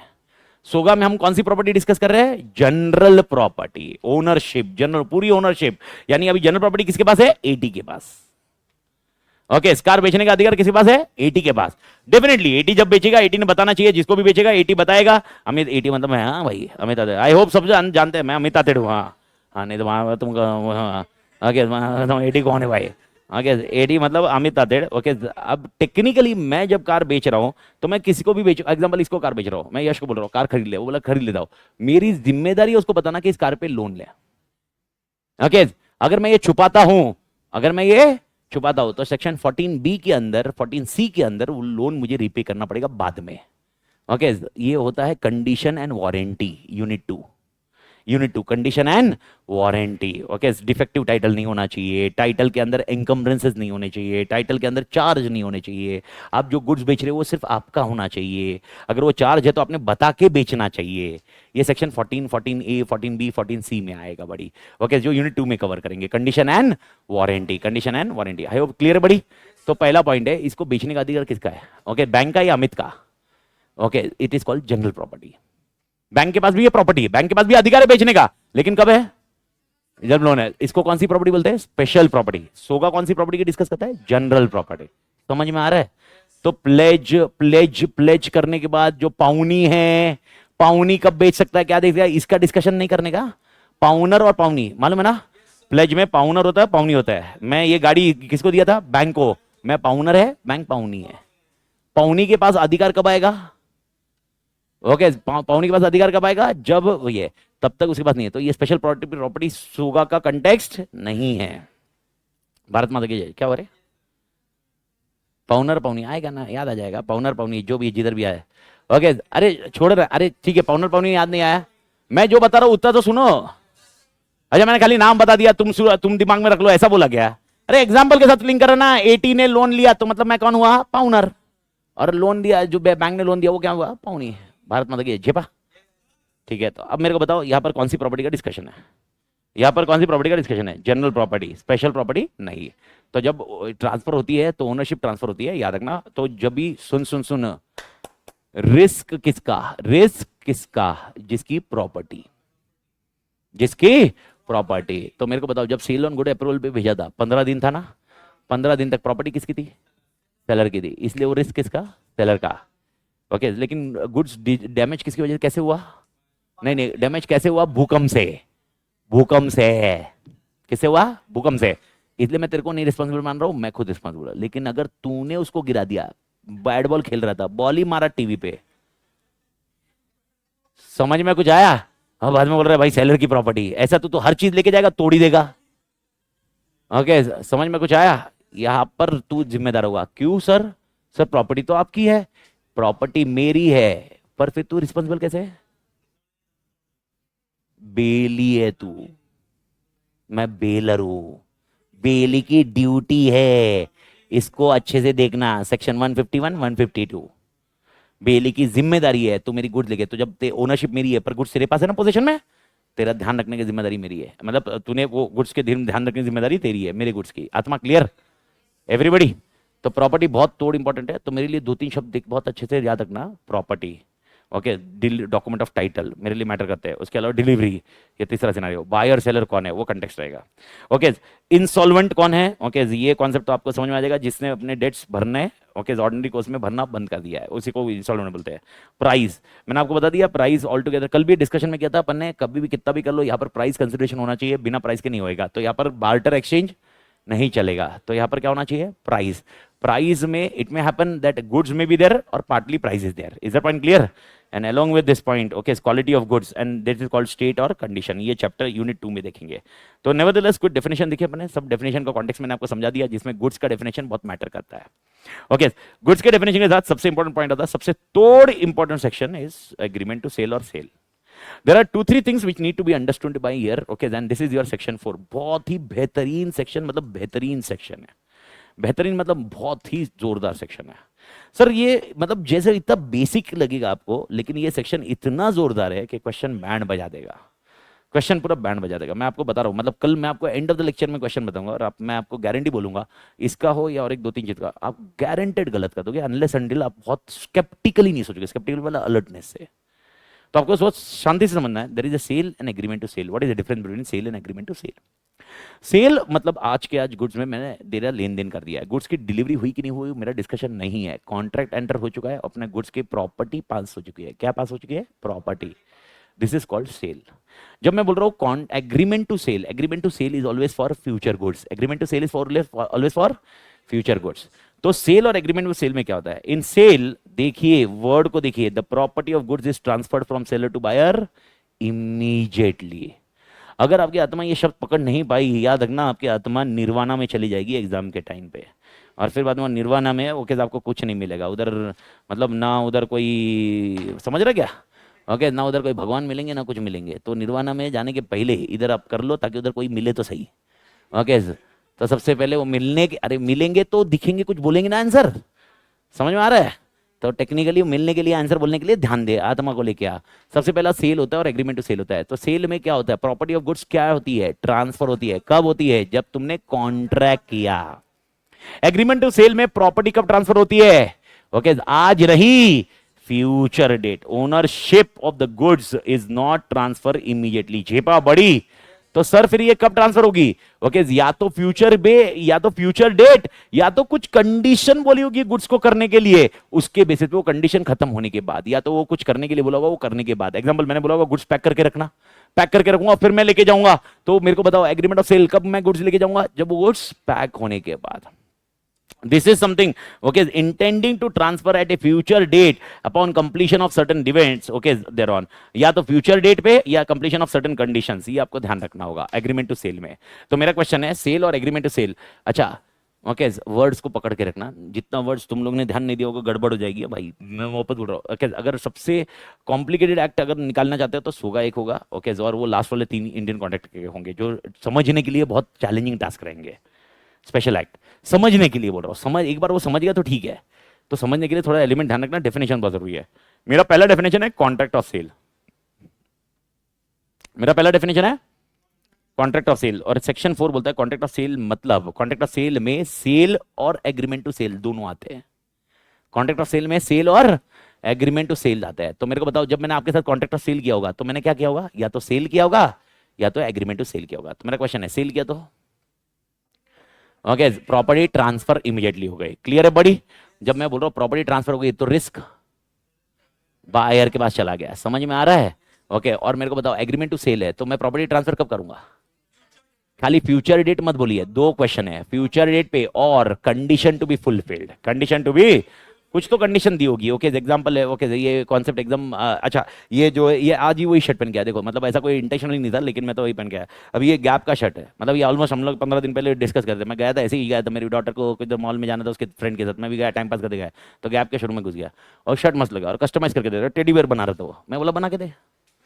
ओके ये शर्ट निकाला मैंने, 3-4 शर्ट निकाले सेम ही कलर, मतलब एक अलग अलग कलर वाले 3-4, मतलब हाँ मतलब एक हाँ मतलब वो ऐसे अलग अलग कलर के और सब पे टेडी बियर बनाए। और ऐसे टेडी बियर, मैं बोला टेडी बियर बना के, क्यों टेडी बियर है? वो दिख नहीं रहा होगा किसी को, ऑनलाइन वालों को तो दिखेगा भी नहीं, दिखना भी नहीं चाहिए ठीक है, बट मैं बता रहा हूँ ऐसा टेडी बियर है, लेकिन ऐसा क्यूट टेडी बियर है। अब मेरे को बताओ, मैंने गैप का शोरूम है, मैं गया मैंने शर्ट लिए, मैं बोला मेरे को टेडी बियर बना के दो, मैं बाद में आता हूँ फिर लेके जाता हूँ। क्या हुआ? सेल या agreement to sell? Agreement to sell. Property transfer कब होगी? टेडी बियर बन जाएंगे, समझ में आया? तो टेडी बियर बनाने के बाद फिर आया, फिर उसने शर्ट दिया, अब ये प्रॉपर्टी मेरी हुई। Okay this become a sale. I hope ये क्लियर है बड़ी? तो मेरा क्वेश्चन है एग्रीमेंट टू सेल, सेल कब होता है? या तो टाइम खत्म हो जाता है ओके, या तो टाइम बोला होगा या तो कंडीशन फुलफिल होगी। भारत माता की झेपा बड़ी, याद रखना। तो ये चीजें बहुत इंपॉर्टेंट है सेक्शन 4 की, तो सेक्शन 4 की चीजों को लॉजिकली क्लोज कर देंगे बड़ी। ओके तो सेक्शन 4 को खाली इतना सा क्लोज कर लीजिए। सेक्शन 4 क्या होता है? सेल और एग्रीमेंट टू सेल। सेल में प्रॉपर्टी कब ट्रांसफर होती है? इमीडिएटली। ओके और एग्रीमेंट टू सेल में कब होती है? फ्यूचर डेट और कंडीशन। तो मेरा क्वेश्चन है agreement to sale become sale when? अच्छा एक वापस एक डेटा खाली पॉलिश कर लेते हैं। मेरे को बताओ सेल और agreement to cell okay risk कब, प्रॉपर्टी कब ट्रांसफर होती है? नहीं से प्रॉपर्टी किस में ट्रांसफर होती है? सेल में। तो एग्रीमेंट टू सेल भी सेल बनेगा कभी ना कभी, तो इसका इंटेंशन क्या है? प्रॉपर्टी तो ट्रांसफर होगी ना, तो प्रॉपर्टी ट्रांसफर कब होगी? टाइम लास्ट होने वाला, या ये बहुत ही इंपॉर्टेंट कॉन्सेप्ट है भाई, बहुत ही इंपॉर्टेंट कॉन्सेप्ट है, बहुत ही मतलब बहुत ही इंपॉर्टेंट कॉन्सेप्ट है, समझ में आ रहा है? जिसको अपन कल डिस्कस करेंगे। भारत माता की जय। जेपिंग बड़ी ओके ठीक है, इसका इसके अलावा ये एक थोड़ा सा आप रीड कर लेना, एलिमेंट्स क्या क्या है। Coexist with so as constitute a contract of sale. Okay, इस कॉन्ट्रैक्ट ऑफ सेल के लिए आपको ये थोड़ा सा ना इंडियन कॉन्ट्रैक्ट होने के बाद आपको मैच होएगा, आपने देखा हो तो। There should be at least how many parties, 2 parties. Second, the subject matter of the contract is goods. Goods कौन से गुड्स होने चाहिए, मूवेबल या immovable, movable. Okay, price should be made in money. Transfer of property in goods from seller to buy. What is meaning of property, delivery नहीं, delivery नहीं, ownership. जब भी मैं बोल रहा हूं प्रॉपर्टी ट्रांसफर हुई, डिलीवरी इज इररिलेवेंट। मैं वापस बोल रहा हूं, पैसा तूने दिया कि नहीं दिया, खड्डे में गया। ओके भाई, डिलीवरी गई तेल लेने, अगर रिस्क की बात हो रही है तो प्रॉपर्टी ट्रांसफर हुई कि नहीं वो डिस्कशन है। प्रॉपर्टी ट्रांसफर हुई कि नहीं, तो प्रॉपर्टी वाला पॉइंट। कॉन्ट्रैक्ट ऑफ सेल में भी एब्सोल्यूट और कंडीशनल है। एब्सोल्यूट हो सकता है, मतलब या तो एग्जांपल प्रॉपर्टी ट्रांसफर नहीं कर रहा हूं मैं बोल रहा हूं पैसे दे फिर ट्रांसफर करूंगा, तो फिर ये कौन सा हुआ, conditional. Conditional contract of sale. And one more point, essential elements of valid contract must be present. Sir what are the essential elements of valid contract. Okay, वो 10 पॉइंट है, 6 पॉइंट और 4 पॉइंट है। टेक्निकली वो अपने लिए essential elements रहेंगे। भारत माता की shipping बड़ी। तो वाली कल अपन अपडेट करेंगे, कल अपन यूनिट 1 यूनिट 2 क्लोज कर लेंगे। ओके, और कल मोस्ट प्रोबेबली कल ही अपने इसका क्वेश्चन बैंक चालू करेंगे। तो क्वेश्चन बैंक जब चालू करेंगे कल वाले कॉन्टेक्स्ट में, तो कल मतलब दोनों बुक लेके आना आप, ये वापस ये दोनों लगने वाली है। ओके कल, क्योंकि कल ही चालू हो जाएगा और फिर डे आफ्टर टुमारो इसको क्लोज करके यूनिट 3 एंड यूनिट 4 के ऊपर चले जाएंगे। बड़ी सी यू टुमारो, अस्सलाम वालेकुम।